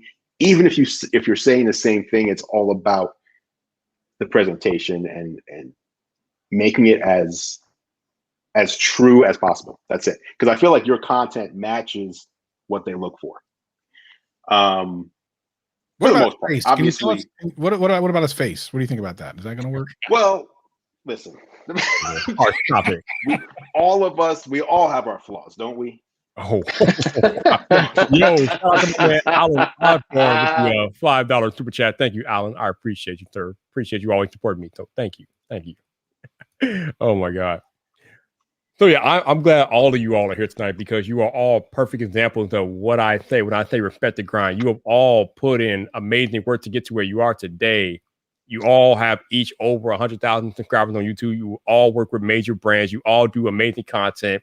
And you all are shining examples of creators that people can look to, especially if they're just starting out and they want to look to people to see how it's done the right way. You are all shining examples of how it's done the right way. So kudos to you all and appreciate you all making the time tonight. But this is what I'm talking about, you all. Andrew has been doing it for over 10 years, 17 years. Travis has been doing it as long as I've been doing it. Greg has been doing it for 5-6 years. I mean, this is the work, man. This is the work that needs to be done. And I need you new creators to understand that nothing happens overnight. There's no shortcuts. There's no overnight sensations. There's only the work. If you put in the work, good things happen. If you don't put in the work, then somebody else will see your opportunity. It's just really that simple. You know, I just realized that the only two people that I can think of in tech that I give a really hard time to are these two guys. It's really funny but it's because I actually respect them a lot. I don't give a hard time to anyone that I don't respect. And that might sound backwards, but it's 100% true. You'll notice that, I mean, I respect Viper. I'm not even going to joke with Viper because I don't want to get the smoke. But for anybody else, I highly respect Andrew. I give him tons of crap, but the reason I do is because I actually respect the hell out of him. And Greg has been an incredible friend behind the scenes, so I respect him to the moon and back. And I would never say anything that I thought would be true. Like his face is okay. So I make fun of things that I know are not that big of a deal because he's killing it. So I will say here in this very private little forum, just a little bit of us here that are here, that I respect these guys a lot. So that's why I give them a hard time, in case anyone was wondering. Also, while Andrew was here, I want to reiterate something else he said to me. I don't know if it was on a podcast or a live stream or whatever, but Andrew said something that hit hard, not too long ago. And that is, while a lot of creators are worried about maintaining good relationships with brands, they feel like their integrity is completely brought into question if they receive a product and they feel like they have to be favorable. Andrew Edwards literally was on camera and said straight to my face, I don't care if a brand wants to work with me or not because I don't need that brand. He said if a brand doesn't want to give him nothing, he'll go out and buy it. And I'm like, damn, that's so true though. Obviously, we as creators, we want to work with these brands. We want these partnerships and relationships. But the reality of the situation is that, like Andrew said, if a brand doesn't want to work with you, well, guess what? Not your problem. You can go buy their product and do the video anyway. And I was just like, damn, that was cold-blooded. Oh my goodness, Andrew. Love that. Yeah, I mean, the fact of the matter is, right? It obviously it takes money, but if you have the money to purchase whatever the product is, why you don't need them? They need you more than you need them. I guess that's really my point. If your audience that they want to reach, they can't reach them through your opinion and presentation without you. You can talk about their product with them or not. So who cares? I don't know.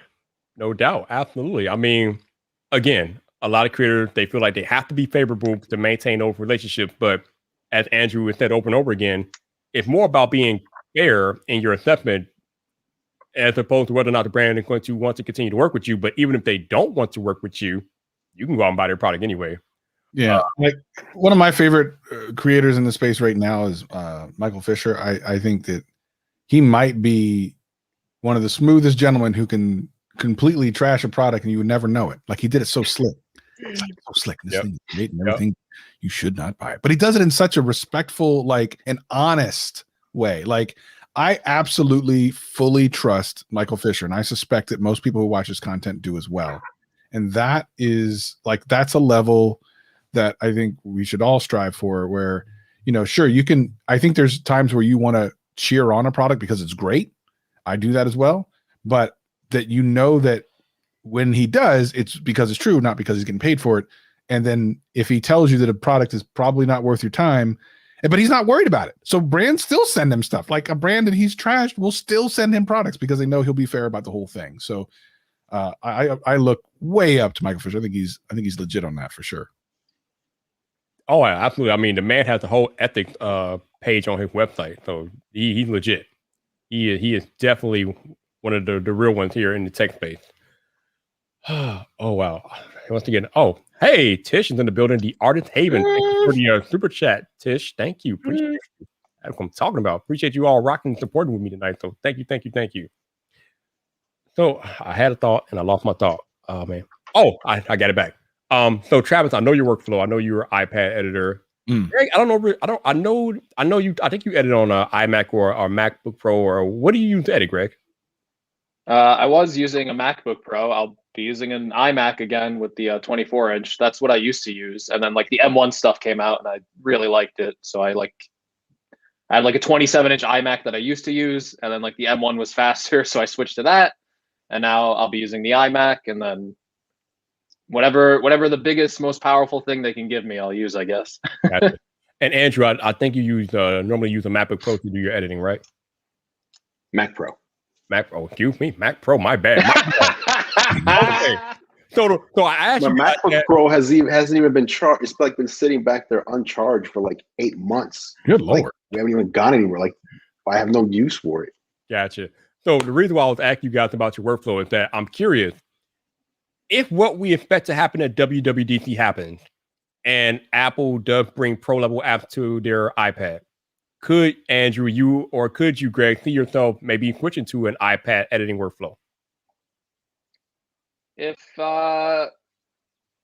they brought Final Cut to it, and if they made external display support better, I could see myself eventually switching to that solution, depending on what the power difference between like M1 and M1X is, and how much of a difference that makes. To be honest, though, I can't foresee myself doing it right now based on what the iPad has and the current workflows it does. I think I would always just be faster on a desktop, but I think I'd be more willing to experiment and try the iPad Pro out if I had my software there, because the biggest problem with me is when I go to use like LumaFusion, which Travis is like so good in, and he just experienced this problem when he tried the MacBook Air and tried Final Cut. It's like, it takes so long to get used to software, so long to learn it again. It's so much of an investment that like, if I drop time into it, it's like, well, I'm not making a video as fast as I could, and maybe it's not going to be as good as I could make it either. And then that's like a non-starter for me. It's like, all right, I don't want to lose any time working on this. So right, if they bring Final Cut and it's similar and it has a lot of the stuff I use in it, I would definitely give the iPad Pro a shot. Especially, I still have to open my 12.9, but all the first impressions I heard on that screen, it's supposed to be like amazing. So the hardware on iPad is so good. I just need the software to catch up. Yeah. Definitely. Andrew, could you see yourself working on an iPad Pro if Apple were to bring Final Cut to it? I think it depends. Like, obviously everybody knows I don't consider YouTube to be the be all end all of everything I do. I would probably use it for like social videos and like TikTok videos, but I don't know, because I don't shoot my TikTok videos in TikTok and like post from there. I'll usually like record something and then edit it in Final Cut, and then publish it to TikTok from there.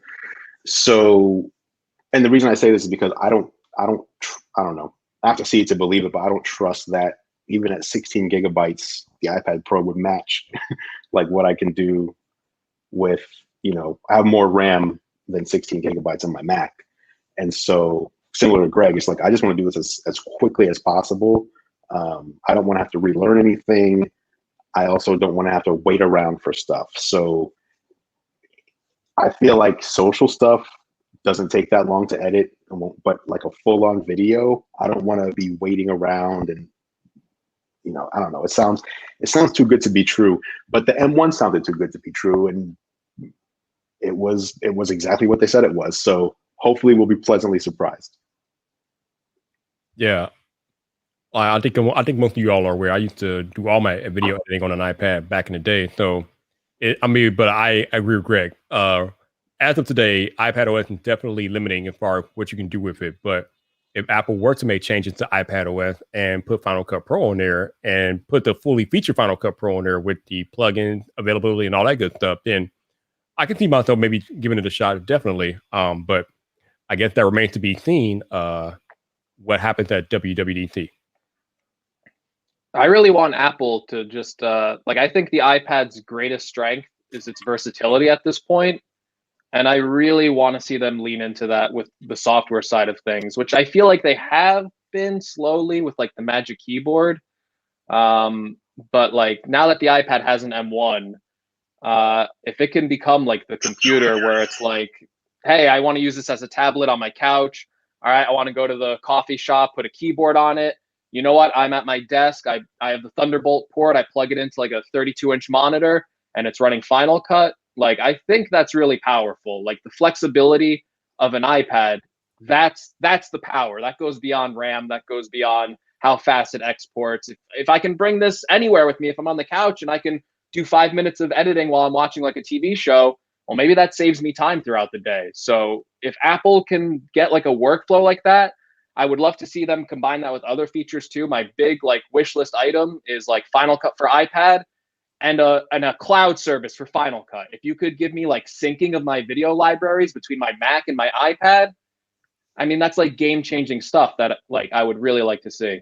Now that would be cool. And that I would use, because if it worked like Framio, where you can like put the project in the cloud and then the iPad kind of just becomes like a dumb terminal to the footage, so I don't have to worry about like putting the 5K footage on there or whatever, 6K, whatever. Like that would be awesome. Well, they already have like Framio integration, but I don't know to what degree it works. I've never used it. Mm-hmm. But you also can do the rough cut in Luma and then export the XML file over to Final Cut. Like if you're on the road, maybe on a flight or something, you just want to edit it real quick, and then when you come home. Yeah, there's stuff like that, but just like, again, we have like, you know, iPad Pro's 5G now. I know 5G is not all it's cracked up to be, but in a couple of years and stuff like that, you know, like think about it. Like you'll just be able to network in anywhere. And if you have footage that's on the cloud, like if you could edit that anywhere, you don't have to worry about where it's stored. Like that's just game changing. Yep. That's crazy. For sure. That is lit. So Andrew or Greg, I don't think Draft got the new iPad. So have any of you used Center Stage yet? Oh, you do? Okay, all of you all. Have any of you all used Center Stage yet? Yeah, briefly. It's pretty cool. It's weird how wide the camera is and how well it works. It's almost magical. I was thinking, well, they should just put that on the other iPads, and then I realized, well, those aren't wide angle lenses, so they could do a like chop ghetto version of it on kind of existing iPads because of the field of view. But it's definitely worth keeping in future versions and maybe even future phones. And you know, with video chat being the thing in the last year, like stuff like that is absolutely necessary. So I'm glad that they thought about it and put that in there. Apple got you, Travis. You called it magical. I hate this, man. I'm gonna tell you something. I'm gonna make a video about how I'm now an Apple sheep. I'm gonna if you watch some of my intros, I'm like, listen, man, I'm not an Apple sheep, but I bought this, and I bought this, and I bought this, and I bought this. Actually, I still get comments on that. That's how to get you, Travis. But it is cool though, because when we see like what Amazon did, where they had the Alexa like kind of follow you around. Yep. Apple did basically the same thing with a product that stays still, which is insane. It's just that is such an Apple-y thing, right? It's just, that's the stuff that like I really appreciate them. Is like it's a little more thought into how do we solve this problem, but it works. Like it's awesome. Yeah, I think Greg kind of gave me an idea for a video to make a while back. I haven't got around to it, but it's really about like how it appears that Apple really thinks about the user experience, where I feel like, and listen, I love Samsung phones, stuff nice, you know, but I feel like Samsung's constantly trying to flex, where Apple's thinking about the actual user experience. And that's a slight difference. Like you can flex and do really cool things that help the user experience, but I always feel like they're flexing for the purpose of flexing, whereas Apple will do something like this new accessibility things that are coming out for the Apple Watch, where you like squeeze your hand and stuff, like that's great. That's a life. That's you're not going to flex with that, but that's a really great like quality of life improvement. It's really kind of crazy. Right. And no fanboy is going to talk about like amazing accessibility features more than this camera has 102x zoom, right? Exactly. Like, but what did that super zoom give us on year one? Just incredibly blurry pictures. Yep. It was just to say that here's what we did, but yep. Who was using that? Nobody. Yeah, it's crazy. I just think it's just two different philosophies, and you know, it's not that one is necessarily wrong. It's just that it turns out that a lot of people like being thought of in their products more so than flex. I mean, there are people that would just want to flex, which is fair, but there's a lot of people that just want that warm hug of technology. Give me that love. Just take care of me. Yeah, you take care of me, and I appreciate it. Definitely. Yeah. I'll go ahead, Greg. So the center stage, I haven't opened my iPad yet, but the center stage feature, from what I've seen, I spent all my time on the iMac. I put a video up. I came on here. You know, I'll be once I get off this, I'll be opening the iPad. Don't worry, I'll be up all night. I get it, Greg. Yeah, I get you. Listen, the center stage stuff looks cool. It reminds me of like an old school Apple feature where they thought of the hardware and software working together to like solve a problem. And there's a lot more like whimsical kind of like fun stuff like that I'm seeing out of Apple recently that I really like with like computing. Going back to Travis talking about like the experience of like products and stuff like that and how well thought out it is. This iMac, like this new iMac, is maybe one of like the most well thought out unboxing experiences that Apple has ever done. Everything's so like cleverly done. Like all the cords are like color matching or color coordinating. The hello on the screen, the way you boot it up. Like as a fan of like tech products, like it's been a long time since I've had like an unboxing experience like this that was like this pleasant. Especially like, you know, when you're into tech and stuff and you're opening like new products like every couple of months, you kind of get like a little bit more jaded where like it's kind of hard to like impress you with that kind of stuff. But the attention to detail that Apple spent on this new iMac, which is not like a high selling product for them, right? It's not an iPhone, it's not an iPad, it's not even a MacBook. Like they're not going to sell like crazy amounts of this. The amount of detail they put into this new product, I really respect it, and I want to see more of that going forward. Mm-hmm. It's also amazing because this is the model that we all told people do not buy 21.5. Yeah. Do not buy this ever, right? For years, probably about 5 years now, we've told people ignore this product completely. And look what they did. Like this is going, I mean, it's not going to sell as much as a notebook, but this is going to sell. Like you're going to see these in doctors' offices and like you're going to see them everywhere.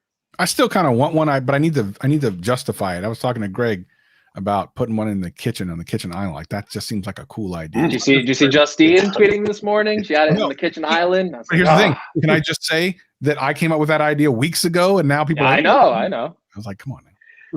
Would you? So obviously they've just released this one, and this is the only one we have. But if you were going long term, would you rather wait to see what they do with the larger iMac, or is that one like outside of your needs? I don't. First of all, I still need to figure out what I'm doing with my MacBook Air because I'm not really using it that much. I like it, but I'm not really using it. So I need to do something about that.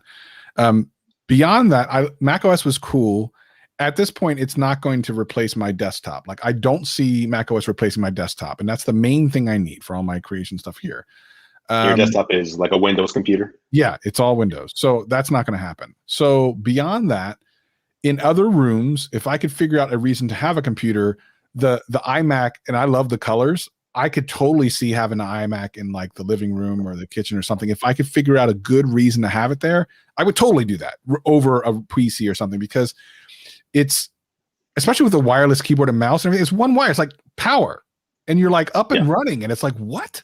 It's all one thing, and you can make it so minimalistic that you can totally use it on a kitchen island if you have one. I have one that's not in the middle of the kitchen, it's off to the side, so it's like a little bar thing. So it's like perfect for that if you really wanted to like have it for, if you didn't have, I have an Alexa though, but if I needed that for recipes or just watching a video while I'm cooking or something, like there's so many cool little options. But I probably would have bought one if it was under $1,000, which I know is ridiculous to say, but I don't need it. I don't need anything but the base model.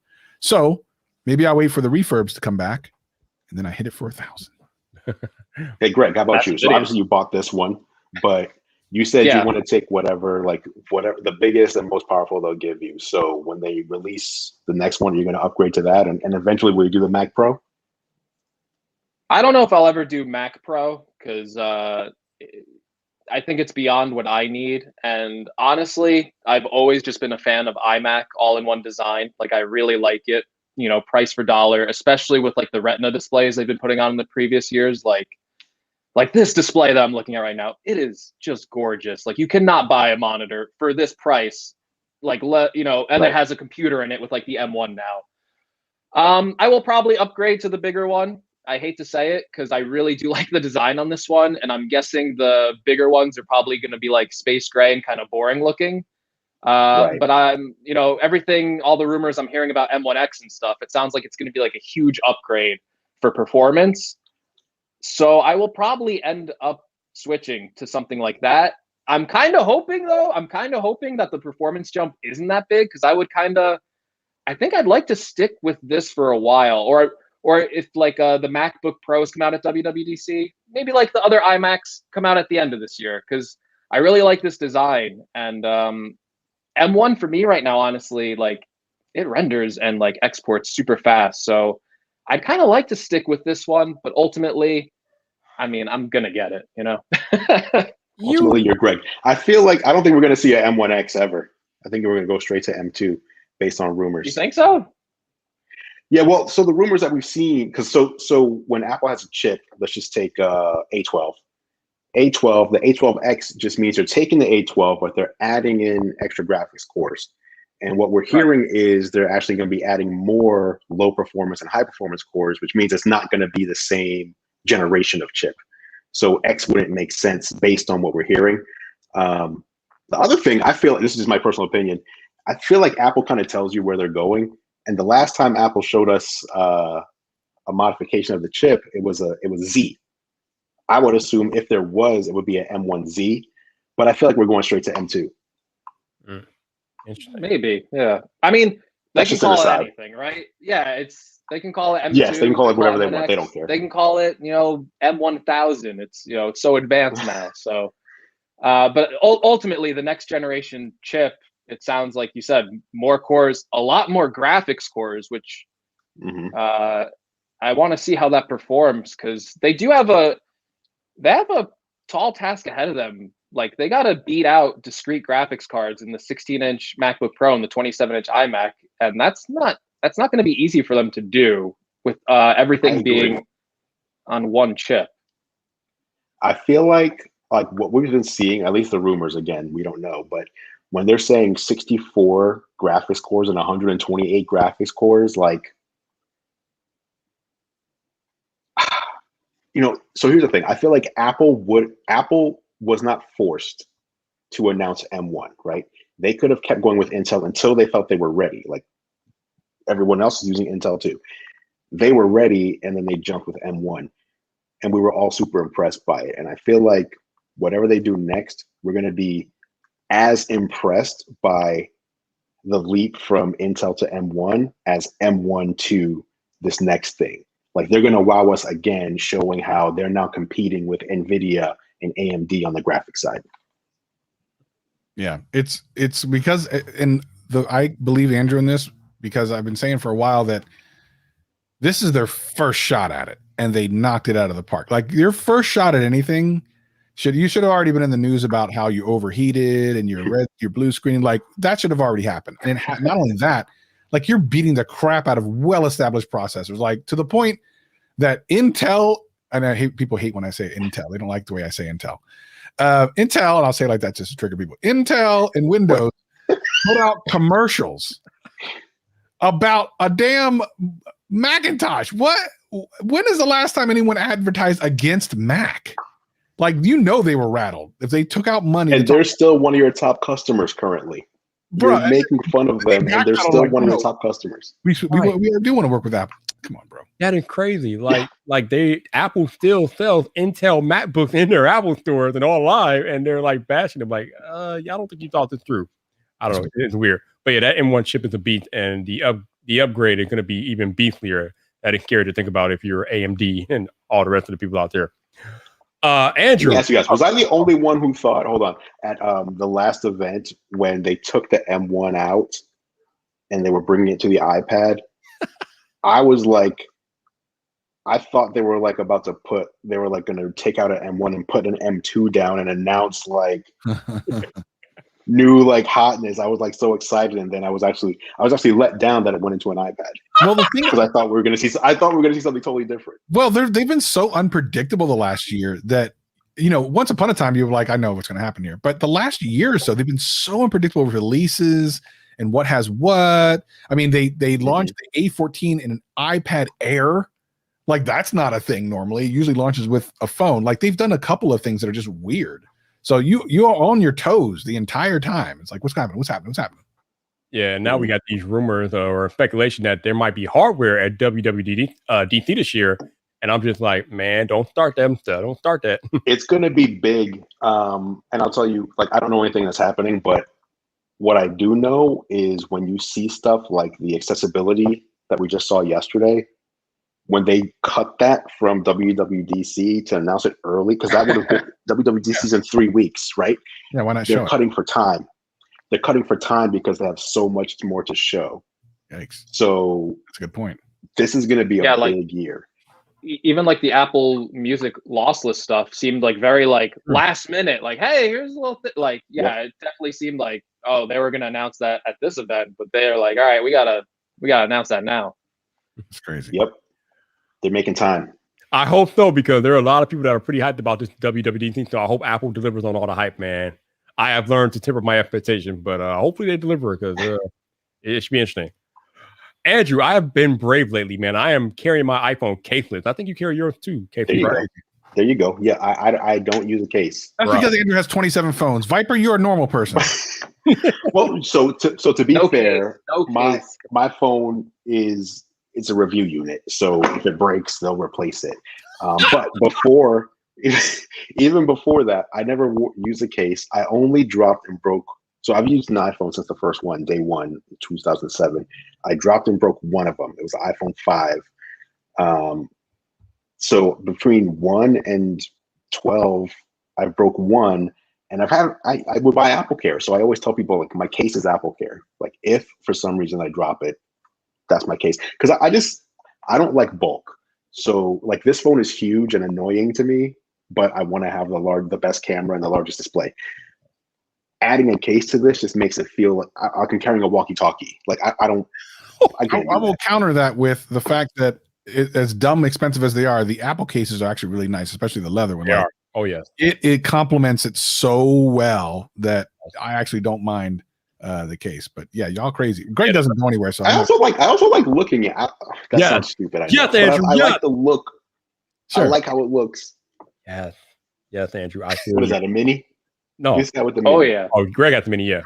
I love the mini. So good. I'm gonna be so sad when they discontinue it. Well, I love, like, Andrew, I love looking at it. It looks so good, but the natural feel of the phone, because I don't even have a screen protector on here either. I'm carrying all natural, man, and it's just great. I'm loving the case of life, and Travis, I'm not normal. I'm like, for this one iPhone, Travis, I have like 4 Androids around the house, bro. I'm good. I'm not normal. But you're on Android. Then that's the problem.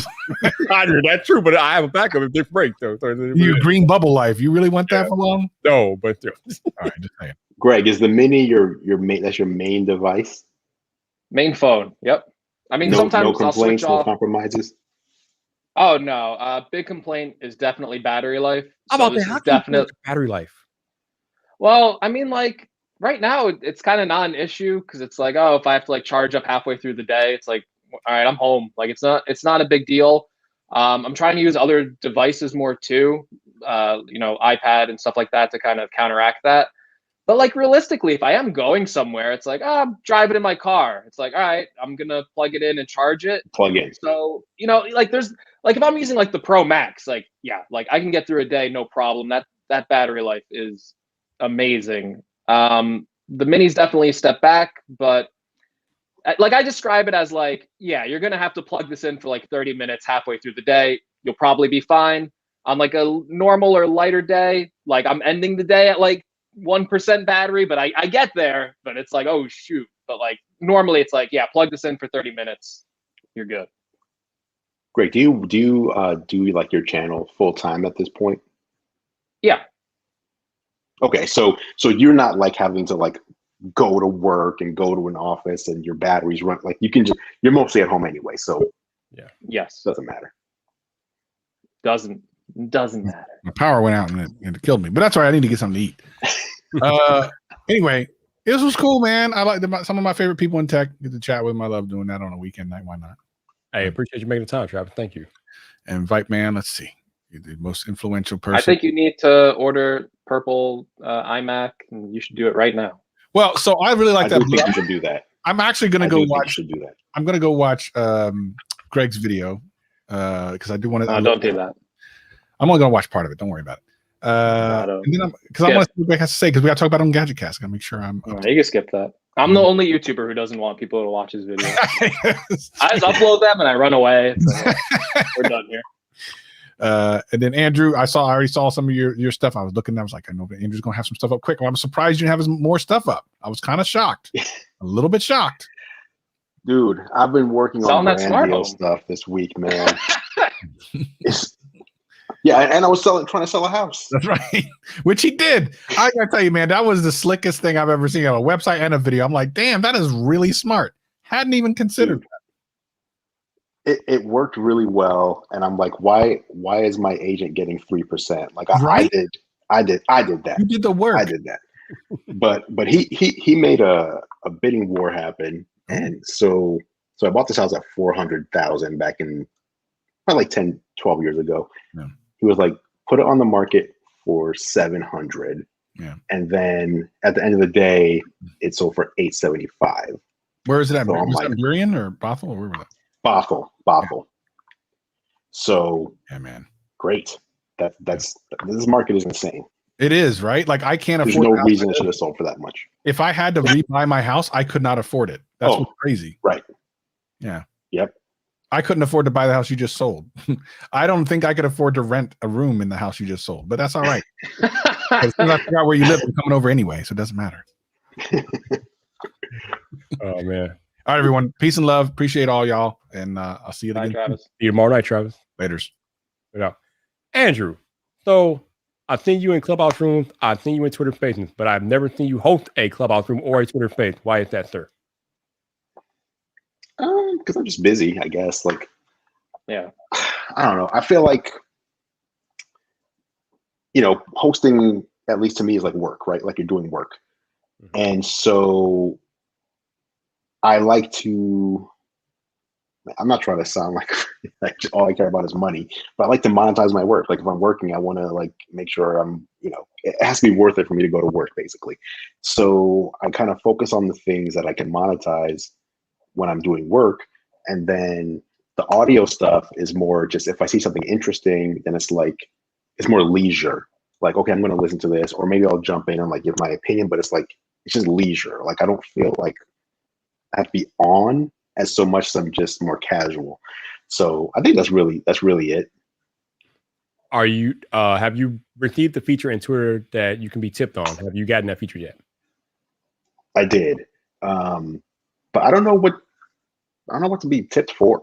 Like, well, if you host a Twitter space, Andrew, maybe you might get tipped. You never know. Okay. I didn't put two and two together on that one. Never know. But I did see that they're gonna allow you to like sell tickets to Twitter Spaces now.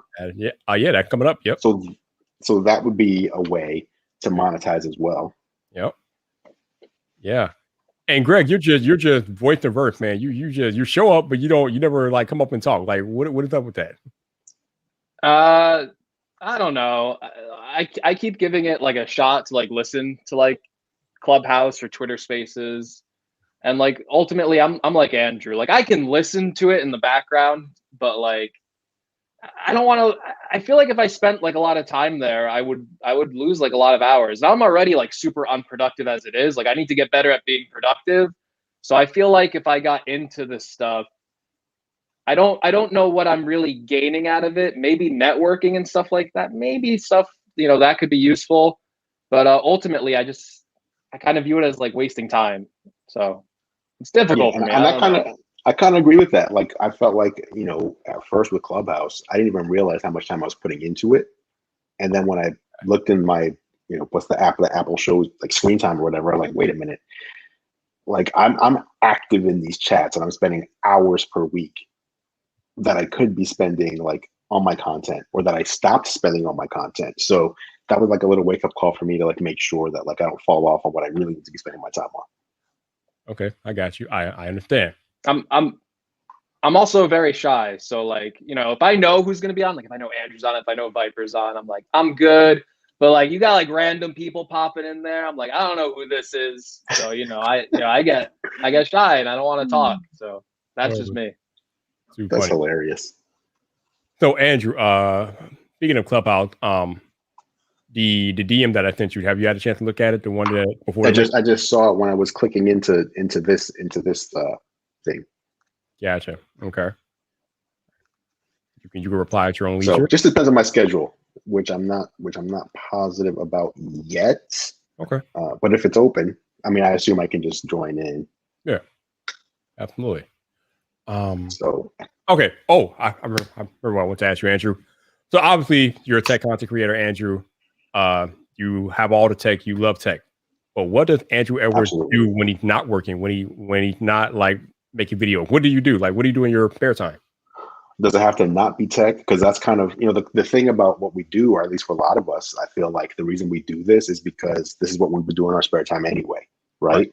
So like for me, and actually what we do stops me from enjoying tech sometimes. Like for example, what I mean by that is I agree. I agree.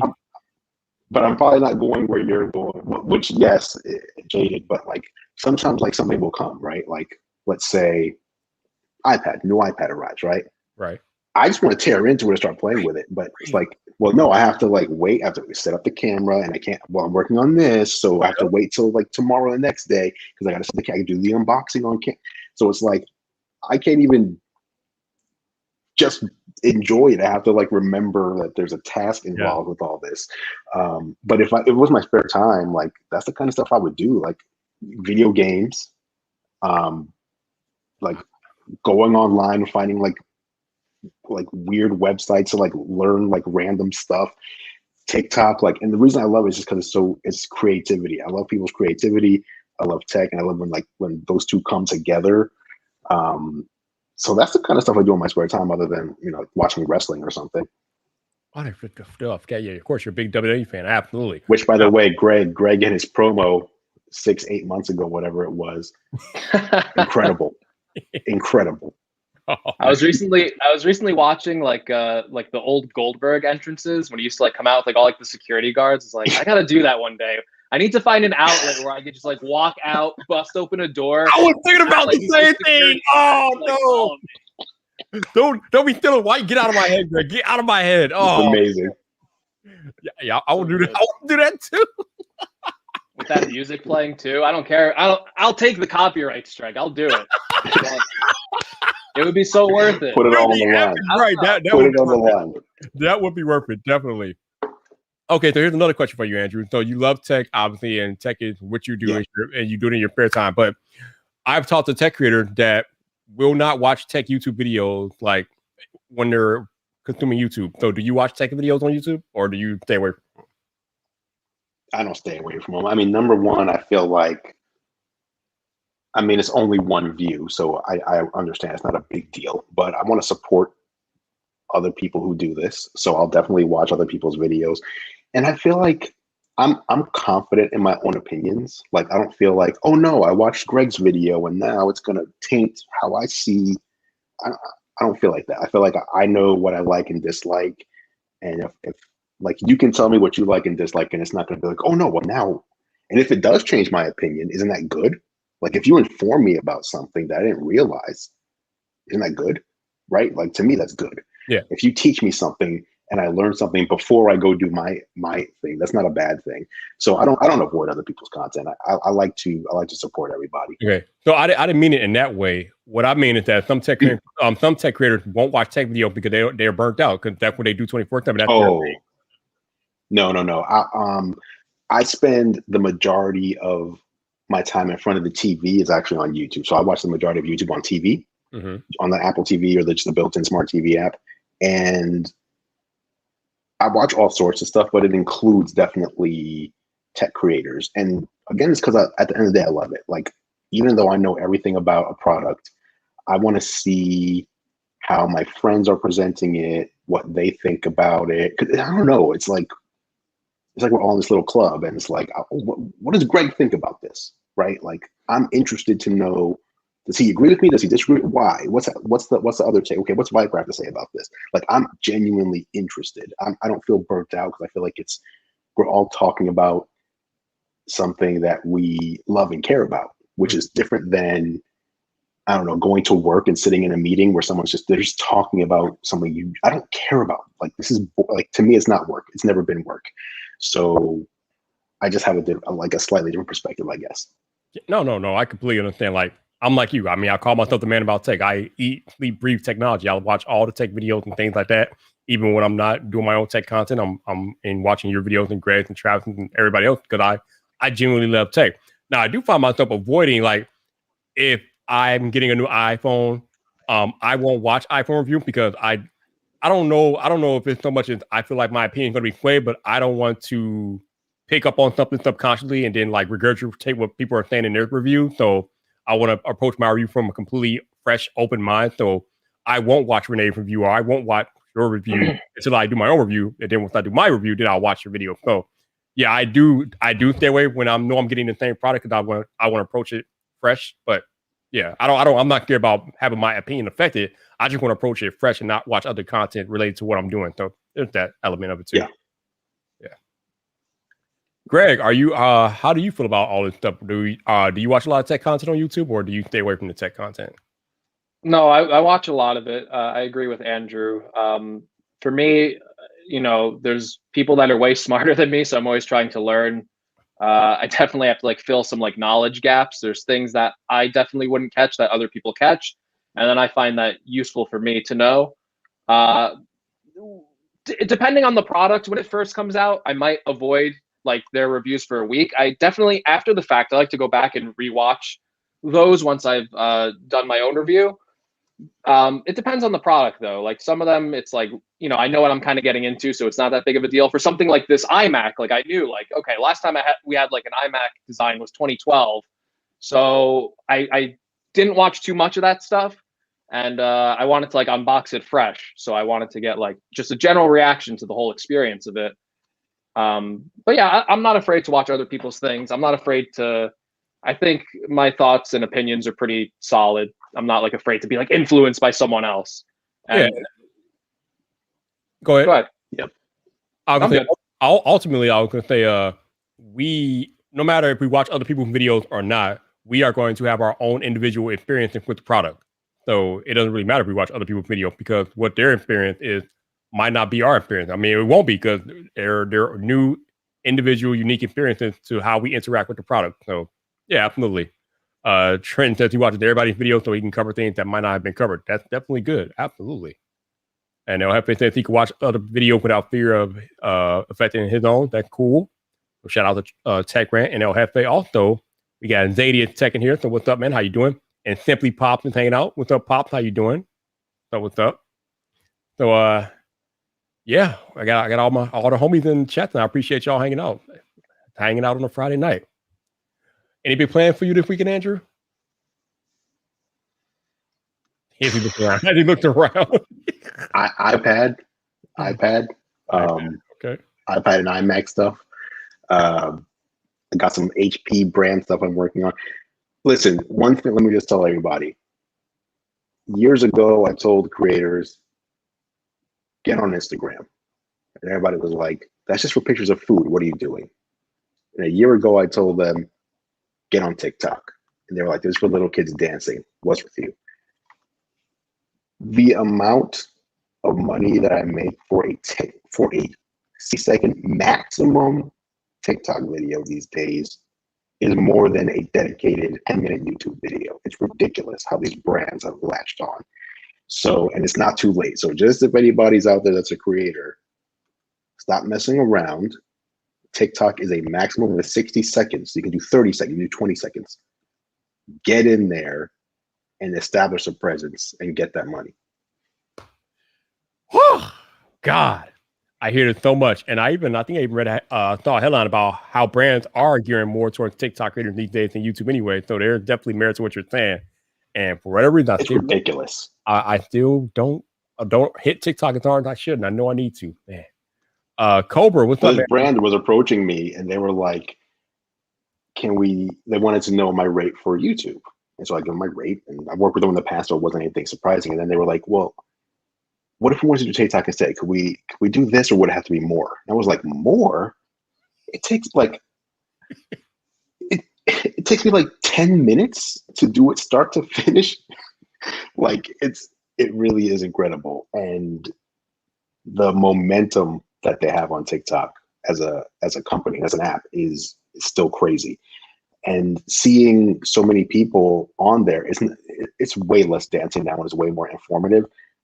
But I always look, and it's like me, the poets, super sad. Like there's like a handful. It's like, where is everybody? Like there's opportunity here that's being missed. I love it. I love it. I love it. I love it. Oh man. So Trenton, says the issue of being creative for making 60-second content or less. Go look at my TikTok. Like it doesn't have to be creative. I do not think I'm the most creative guy in the world. It just has to be, because it can be creative. I think he's thinking like creative as an entertaining, creative, different, out of this world. It can just be informative. It could be an informative 20 seconds, right? It could be an informative 30 seconds. If you share something, oh, Apple had an event today. Here's the 5 things they announced. Like one sentence about each announcement. Done. Like it's so simple. New iMac is blue. TikTok's done. I'm gonna put that up there. See what happens. Greg, are you on TikTok? No, I'm not on TikTok. But after hearing Greg, what are you Andrew doing? now, Come on. I feel ashamed. I'm like, oh man, you should be. I should be on. I'm gonna shame you into it. You feel ashamed, bro. I'm on TikTok. I just haven't uploaded anything there lately. Let me see. When's the last time you uploaded a video? I have less than 100 followers on TikTok. That's how not on the platform I am. Right now, I'm at 85 followers, and the last video I uploaded was back on April 12th. I guess that's not too. I can't remember who. I saw someone on my Twitter feed, and they blew up like crazy on TikTok in 2 weeks. I was like, geez. And that was very recently. It is crazy how much traction you can get on that platform. I really should make one, honestly. I've just been lazy, but that's a bad excuse. I need to be on it more like that, because there's the chasing your tail effect too. I'll see people talking about YouTube, and they're they're doing their content, but they're also I'm trying to figure out how to optimize this and optimize that and get more. It's if you took that 1 hour, you already published your video. If you took that 1 extra hour you're trying to spend chasing your tail on YouTube and just put that into TikTok, the returns you're going to get from that same amount of time is going to be way more on the other side. So I think the best thing about TikTok, and this is someone who doesn't post on TikTok. I'm not even taking my own advice. And there's super creative people on TikTok based on what I see people repost on Twitter and Instagram, and they must put a lot of effort into it. That being said, I feel like TikTok is very early YouTube days, where you really don't have to put in a super large amount of effort, and people really don't care too much about the production quality, and they're willing to watch your stuff. So in that way, it feels like very early YouTube to me, and I think that's a good thing if you're just starting out. Yeah, I mean, like I said, I'm not on there nearly enough, but I will definitely say that I have heard nothing but good stories about the opportunities that are available to you on TikTok if you go over there. So definitely, I need to get over there more. Definitely, man. I'm gonna. Oh, he dipped. Maybe his power went out too. I don't know. Maybe it's something going on in Seattle with the power. I don't know.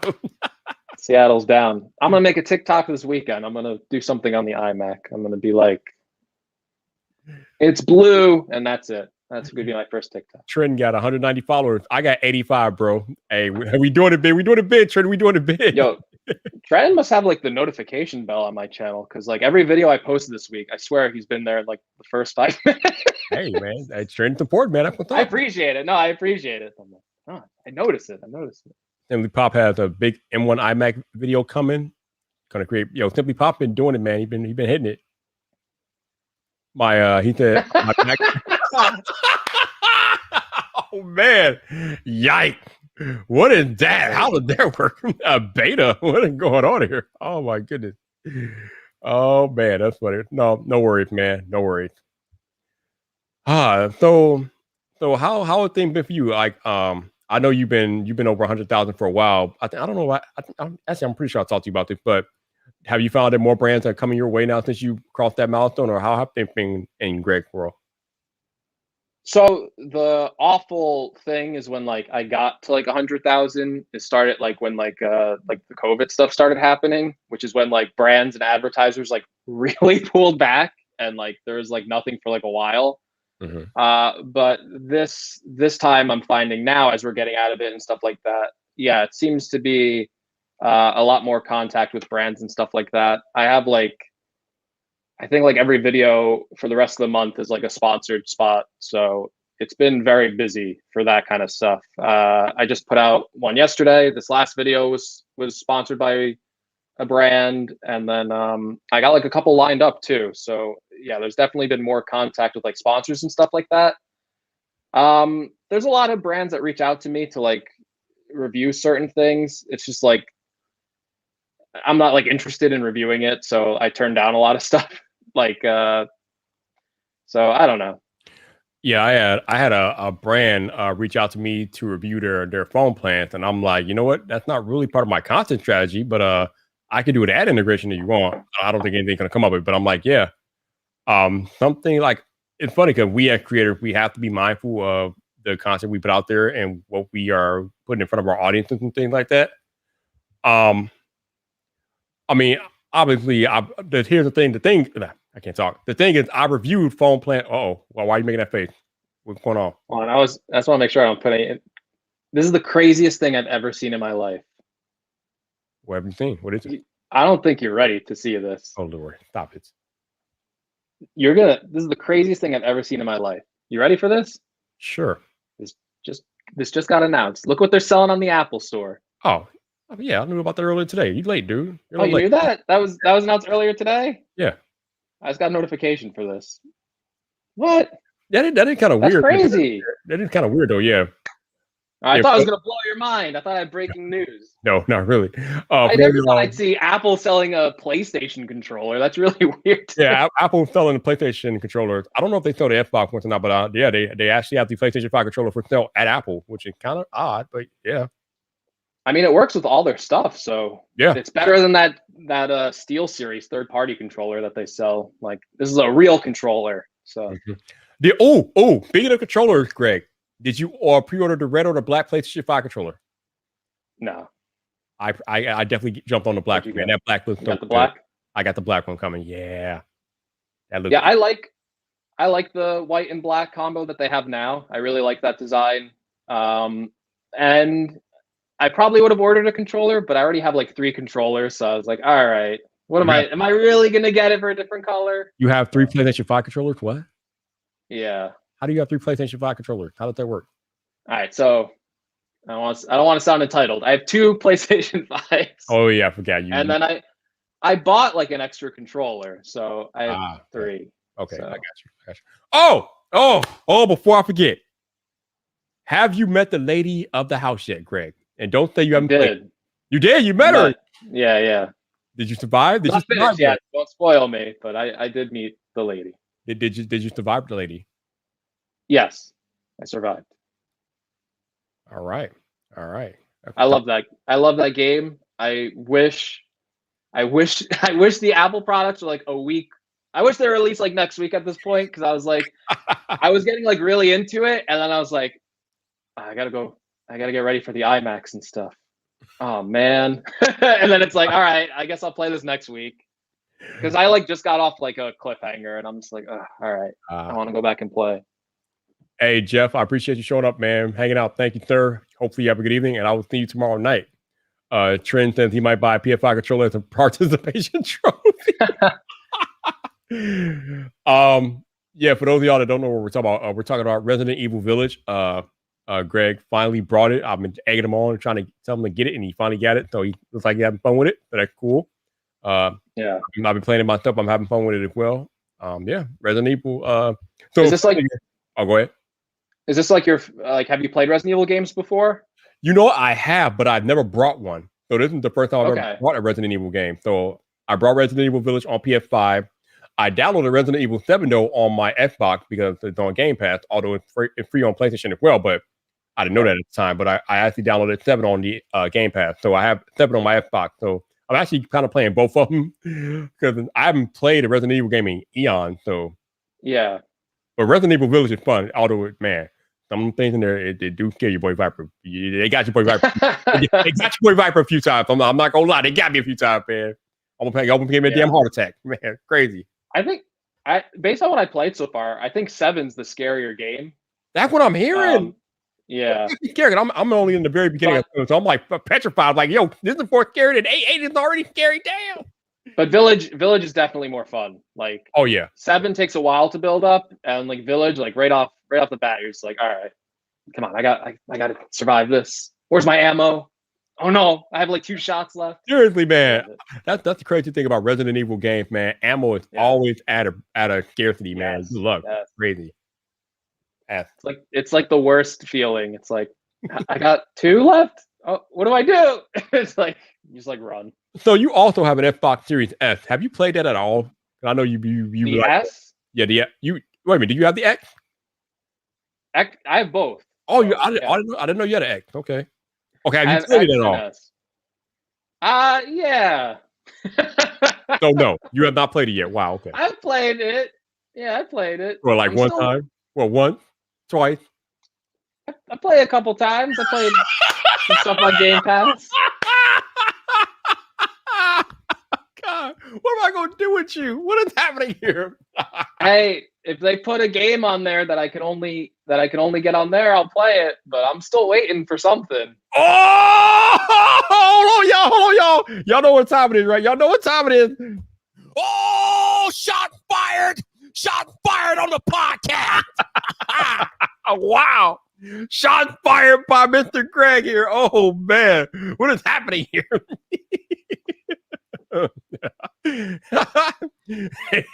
Jack Red said you're winning at the consoles and I'm trying to win too. Yo, tell Greg to give you Greg should give you his Xbox and he's gonna play it. Back over there collecting dust over there. Well, I mean my PS5 is also like collecting dust because I'm just not gaming as much as I used to, which kind of stinks because I really like want to do it. But it's like I have like a bad mindset. I'm like, I could be like making a video or doing something else. No, that's not a bad mindset. That's reality. I'll probably play my game more than I should have lately here, but like for a month before that, I mean, it was like I think 4 weeks before I touched my PS5 in 2021, dude. I was like grinding like a whole month straight before I even touched that thing this year. So no, and this applies to like other things outside of creating content too, like shows. Like I have fallen behind on so many shows I used to watch because I'm too busy creating content. So when we say that we don't have time to do other things that is outside of content creation, that is real. Okay, it's funny because I remember I think it was a couple of years ago before I started making videos. I just had made a remark about how she was on only up to season 4 of Arrow, and I think at the time season 7 was coming out in real time, and I'm like, damn, why are you so far behind? Now I know why she's so far behind on that TV show or other TV shows, because when you start making this content on a regular basis, other things just they gotta take a back seat. It's just the reality of what we do. Yeah, it's like I've been trying to catch up on like shows and stuff too. Like Mythic Quest season 2 just came out. I'm like, you watch that? You watch season 1? No, I have not. That's really good. You should give that a chance if you have time. Mythic Quest. Travis likes that show a lot too. Actually, what I need to watch on Apple TV, which I haven't watched yet, is Dickinson season 2. I got through season 1, but I need to finish season 2 now. Dickinson is a pretty good show too. Apple TV Plus has really surprised me. I did not expect the original content to be good as it is, but some of that original content is excellent. It's good. I feel bad for them because like with all the delays in production they've had, because it's like they had some like really good original stuff. And then it's like they have to like keep extending the free trial because of all the delays, and it's like, oh man, right? Their content strategy. Which reminds me, I think we have until July before we have to pay for Apple TV Plus now. That's right. I think we're into July. Yeah, because like Greg said, they keep pushing it out because their original content is most of it's been pretty pretty good so far for what they've put out. Yeah, Disney Plus, I still have it. I like the Mandalorian's probably my favorite on there. I didn't finish WandaVision. I watched like half of it, and then I fell off it. You got to Did finish, you watch Falcon and Winter Soldier? I did, yes. Is that that's like good? Yes, it's good, but to be honest, Okay. I enjoy WandaVision better. But I think you got to watch all of WandaVision. No, you're making the same face I made through the first 4 episodes, but you got to watch all of WandaVision, bro.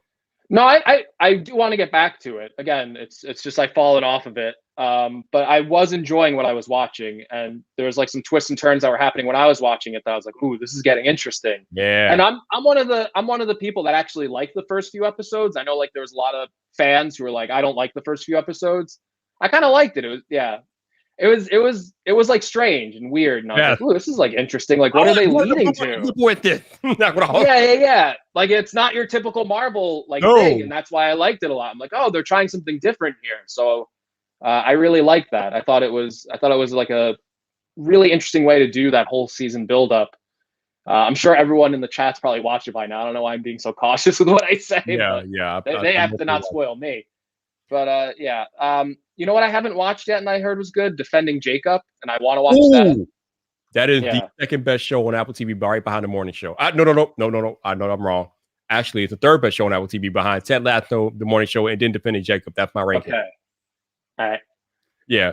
Y'all can say what you want. Ted Lasso is the best show on Apple TV Plus. Is it? You know, it is.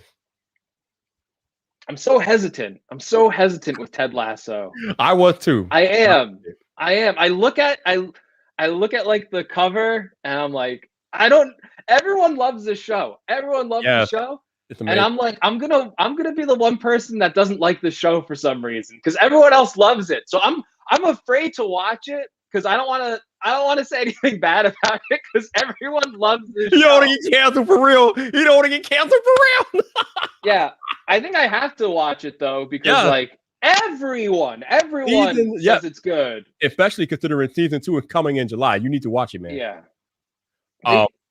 Even Apple is like, hey, we got something special with this show. Let's show like the trailer at our event. And it's like, it was so out of place, but like everyone went crazy for it. Like normally people be like, skip this, I don't care. But everyone was like, that was like the highlight of like the event for them. And I'm like, what? Listen to Janothan. You're gonna like Ted Lasso. Okay. Although I think you probably would have appreciated it more last year when we were in the height of the pandemic because it was the perfect show at the perfect time in our current culture. So you might not get the full appreciation of it watching it now, but you would still enjoy it. It's an amazing show. And if you're watching it, make sure you watch it with the AirPods Max and spatial audio because that's a whole nother thing entirely. All right. So I'll do that for I got the new Apple TV, so maybe for like my review, it's like I should just watch Ted Lasso. Don't you got an LG? Don't you got an LG TV? A 2021? Yeah. Why the hell do you have an Apple TV then?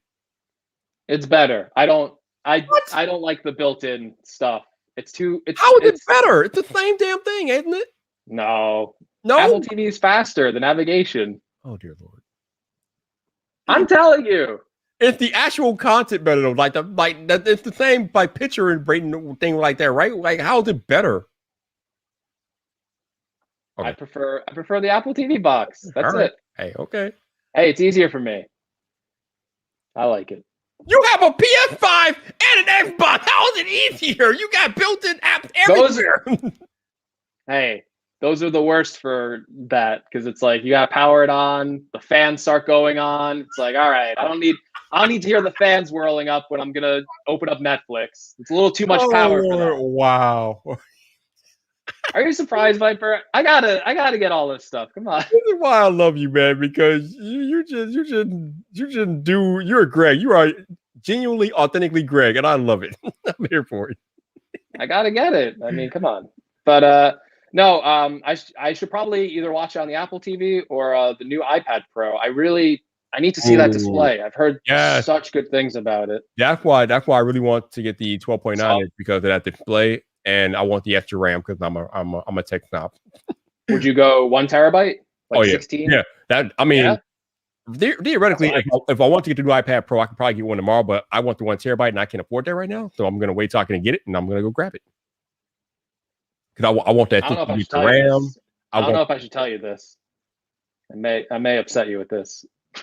You may have what? I may upset you with what I did with my Galaxy Fold. Wait. What do you mean with your Galaxy Fold? What are you talking about? I traded my Galaxy Fold into the Apple Store. Wait, what? Huh? How does that work? How much they give you for it? 1,000.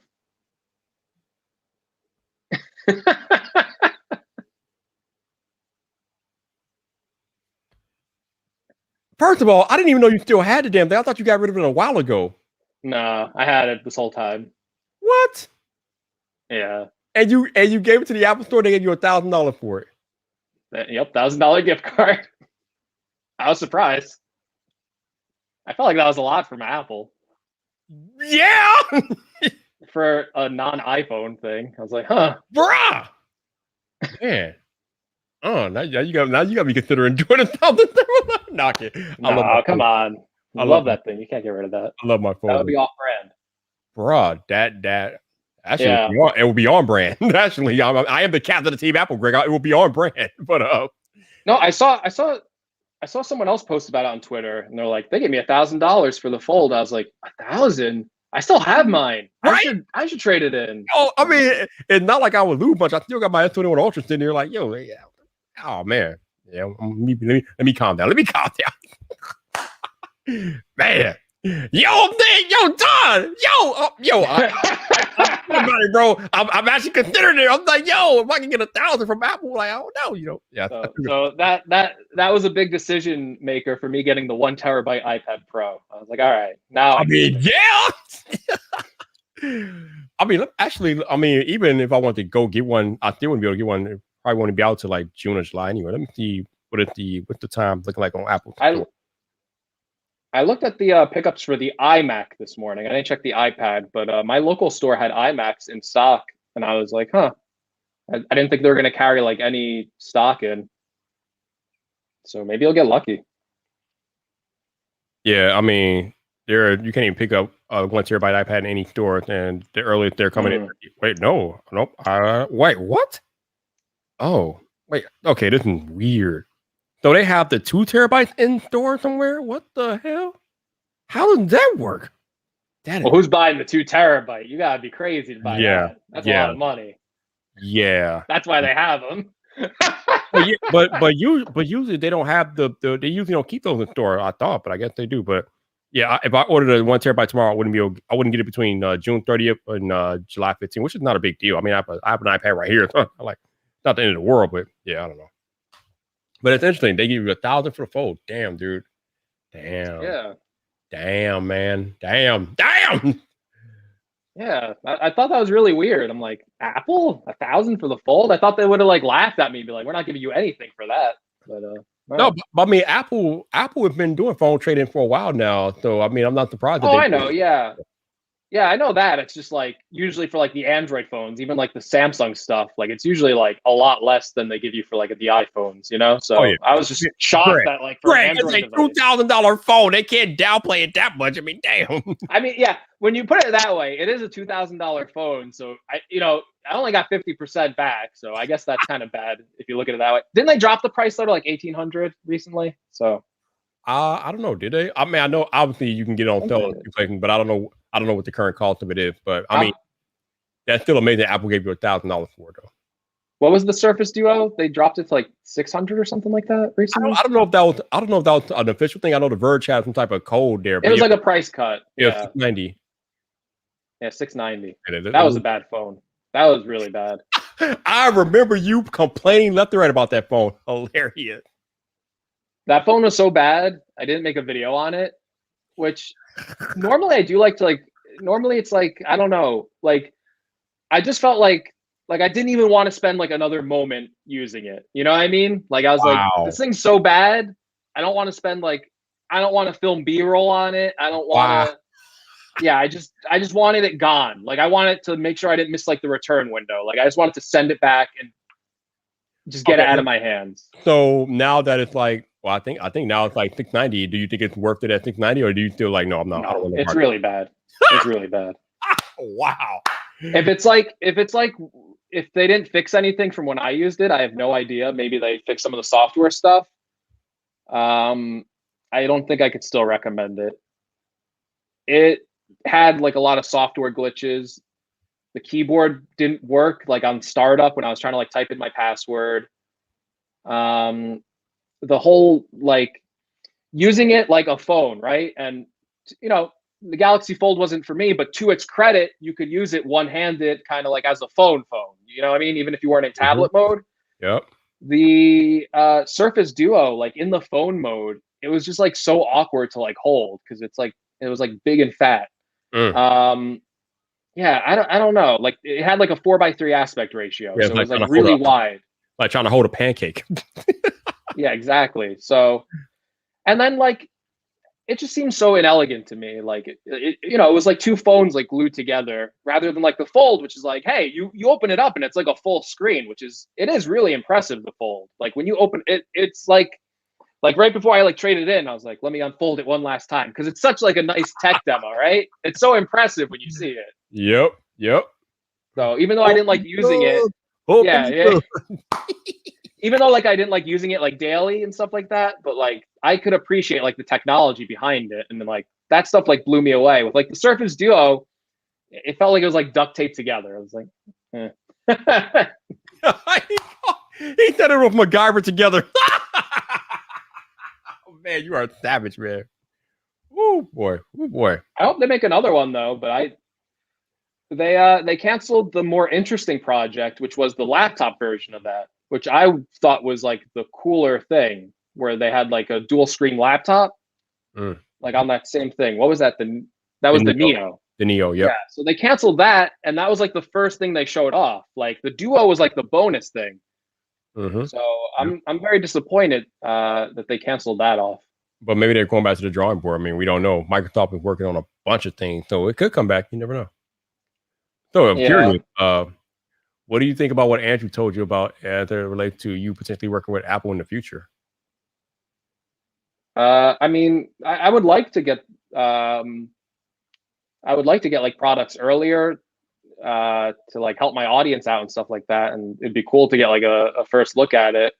I kind of agree with Andrew though. It's like, well, you know, at the end of the day, I don't think it impacts me that much. I feel like if I get the product like a week later, I don't think it's that big of a deal still to me. But yeah, I wouldn't turn them down. Obviously, I'd love to work with Apple. No. I mean, the thing that he told you about ways that you could tweak your content to be more Apple friendly. Oh, yeah. To be fair, and I didn't respond to this to Andrew when he was here, when he said like you have to say like you're speculating on things. I do that in my videos where I never say like, hey, this is coming. I said, hey, this is a rumor. This is a report from Mark Gurman. This is a report from 9to5Mac. Who knows if we'll ever see these things come to fruition. I never say like, hey, Apple's going to release this and it's definitely going to be here. Because if you've been in tech long enough, like half the rumors are fake. So you can't do that. The Tim Cook thumbnail stuff. Yeah, I could see how they probably wouldn't like that. I haven't been doing that as much as often, not because of that, but because I noticed a lot of other people started doing it. So I was like, oh, okay. It's not like as unique anymore. Like other channels started doing it. And I was like, all right, click-through rate's not as high as it used to be. So worked for a little bit. Yeah, gotta change up the strategy. They found a great secret sauce, and now they're like, yeah, let's. They did. There's a couple channels that found the sauce. Maybe I didn't originate it. I don't know, but I see a couple channels use it, which is fine. But it's fine. Oh my goodness. But I don't know. I really don't know about that because I know. I'm sure that might be a consideration, especially like if you are misleading people. I think the more important thing was like, saying like something is coming. Like if you made like a rumor video like that, I don't think Apple would work with you. That's uncalled for. But I know Nikias just started getting stuff from Apple. He's done thumbnails like that before, so I don't know how much that plays into it.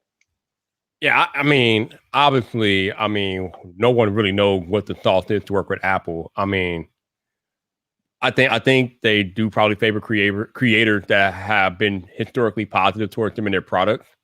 Which means that there might be a good probability I'll never work with Apple because there have been times where I've not been easy on them, but it is what it is. Yeah, I mean, I don't know. Anything is possible. That is the beauty of the creator space. I could say that there might be a chance I might not work with Apple ever, but then it might happen in the future. I don't know, but I don't know. It's the beauty of it. We just don't know. So yeah. That is the beautiful thing about the creator space and the creator economy, that the opportunities are endless. And even if Apple never sends me a product, I mean, I have other brands that I'll work with in the future, that Greg will work with in the future. I mean, the opportunity for us creators out here are endless right now. And it's a beautiful time to be a creator. I don't think Apple is, I think some people might paint Apple as, what's the right word? Like kind of like maybe like vindictive of like people's past content. Mm-hmm. I don't think that's true. Maybe it used to be. I don't think it is anymore, because they send Dave Lee stuff, and he's done the whole, like, he put the MacBook in like the freezer and stuff like that, and he's been critical of their products too. So he also has 2 million or probably 3 million by now subscribers. Well, I don't think that's everything, because you have someone like Lou from Unbox Therapy, and he's like top of the top in terms of subscribers. He literally cost them a PR nightmare. Of course they're not going to work with Lou. What are you talking about? Well, I'm saying there's limits, right? There's limits to Apple. You can't just be like, well, he has 3 million subscribers. Like someone like Tim Cook up late at night, bro. He kept Tim Cook up late at night. There's no coming back from that, okay? Apple's like, no. Like, no. Although, what I will tell you what I am surprised about, Zona Tech. He talked about this, I think, a year or two ago, about how he tried to establish a relationship with Apple, but he never got anywhere with it. And I'm really surprised, because he does amazing content, and he's usually pretty straightforward with his opinions and things like that. So I'm really surprised that Daniel has not got to work with Apple. I don't know what's going on with that, but who knows? Well, I guess we never know what's going on. I don't know. Yeah. But, what's that? Zona Tech isn't getting a relationship with Apple, I guess. Yeah, I know, right? Isn't that crazy? It's kind of nuts. Like, dude been making amazing content for a year, has over 1 million subscribers, and no relationship with Apple. And it's not like who else? Who I'm surprised doesn't get stuff from Apple, because his stuff is always like so good, and it's always really well shot and just very thoughtful. Detroit Borg, I don't think he gets stuff from Apple, and he's been making stuff for like a long time. That's because Detroit Borg buys the entire Apple store, and Apple doesn't want to bet that. Like, they know he's walking in there on that Bruce Wayne level. He's buying the entire store. Especially like Detroit Borg's like an older channel, but like very early days, like he used to be like the most thorough channel covering that stuff. He would go over everything. He wouldn't miss a beat. And it's like, I'm surprised he's never got anything with that. Detroit Borg is an OG. I love that, man. Mike, you the man, Mike. We love you, Mike. You the man. You need to start making videos more regularly. I don't know what's going on. I guess you got other things going on in your life, man. But it seems like the only time Mike comes out now is when OnePlus launches the phone, or an Apple. He does come out for Apple too. But man, yeah, miss you, baby. Yeah, he's the best channel to go to if like you're looking for like an old product. Like if you're looking for like a 2012 MacBook or like a 2010, something like that. Look for the Detroit Borg video, because it's usually like the highest quality, and it goes over like the most things if you need a history lesson. Like the dude would literally go over every single setting in a phone. Yes. Craziness. But here's the thing. He would do that, but for how, I don't know how, but it was never boring. I never found it boring. I enjoyed it. I just found it informative. Like I literally can go back and watch like an old video of his, and I'll watch the whole thing. It's like, I love it.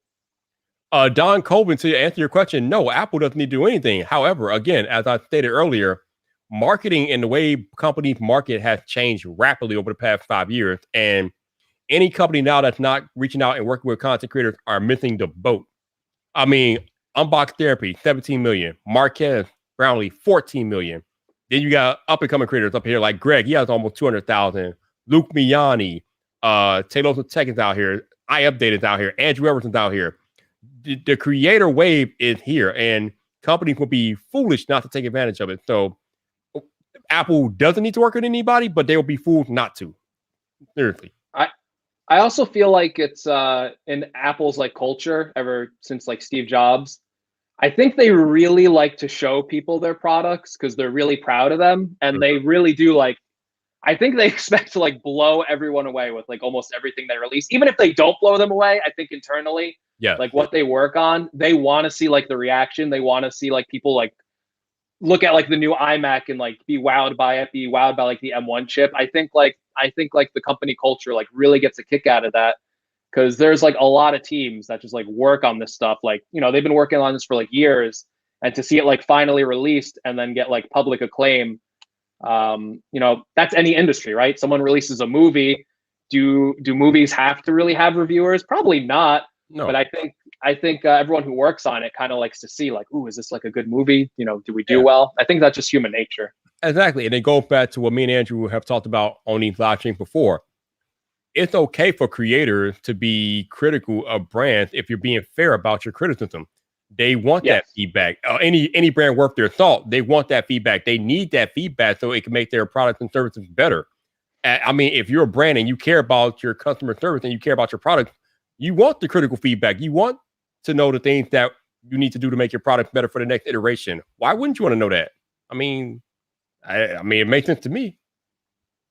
Yeah. I mean, look at the Apple TV remote. How many people complained about that design, and now they have a new iteration and it's completely changed.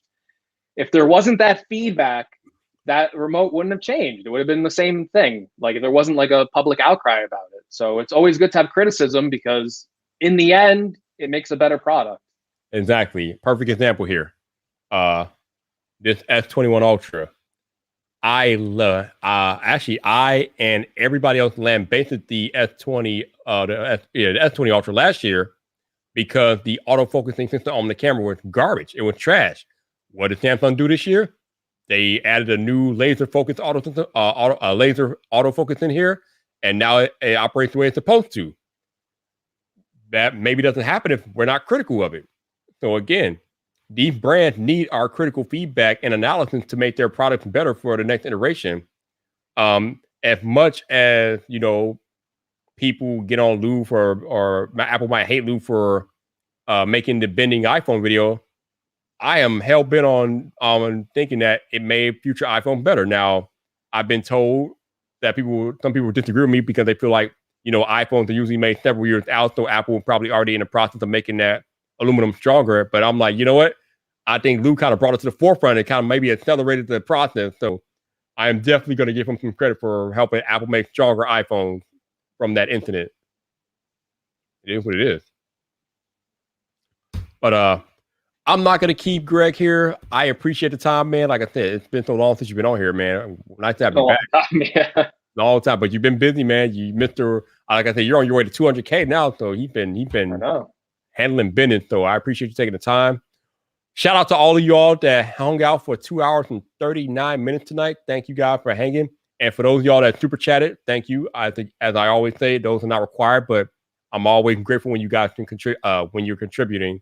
So thank you for the contribution to the super chat tonight. As far as when your boy Viper will be back, you can catch me on Twitter tomorrow night. I think I'm moving the Tech Tuber Lounge to Twitter again. Seems to do really well over there. So normally I have it in Clubhouse, but obviously I think having it on Twitter allows us to have a bigger audience and more participation. So probably moving it to Twitter tomorrow night. So I think I got Jeff and Travis on deck. Greg is probably not going to join because he's too shy, but that's fine. It is what it is. Maybe he'll be in the audience. But I'll listen for sure. No doubt. I appreciate you. But I will see you guys tomorrow night on Twitter. You know where to find me. And we'll be back here next Friday night for Friday Night Vibe. But until the next time, people, this your boy Viper, the man about tech. You know where to find me. So come back for more.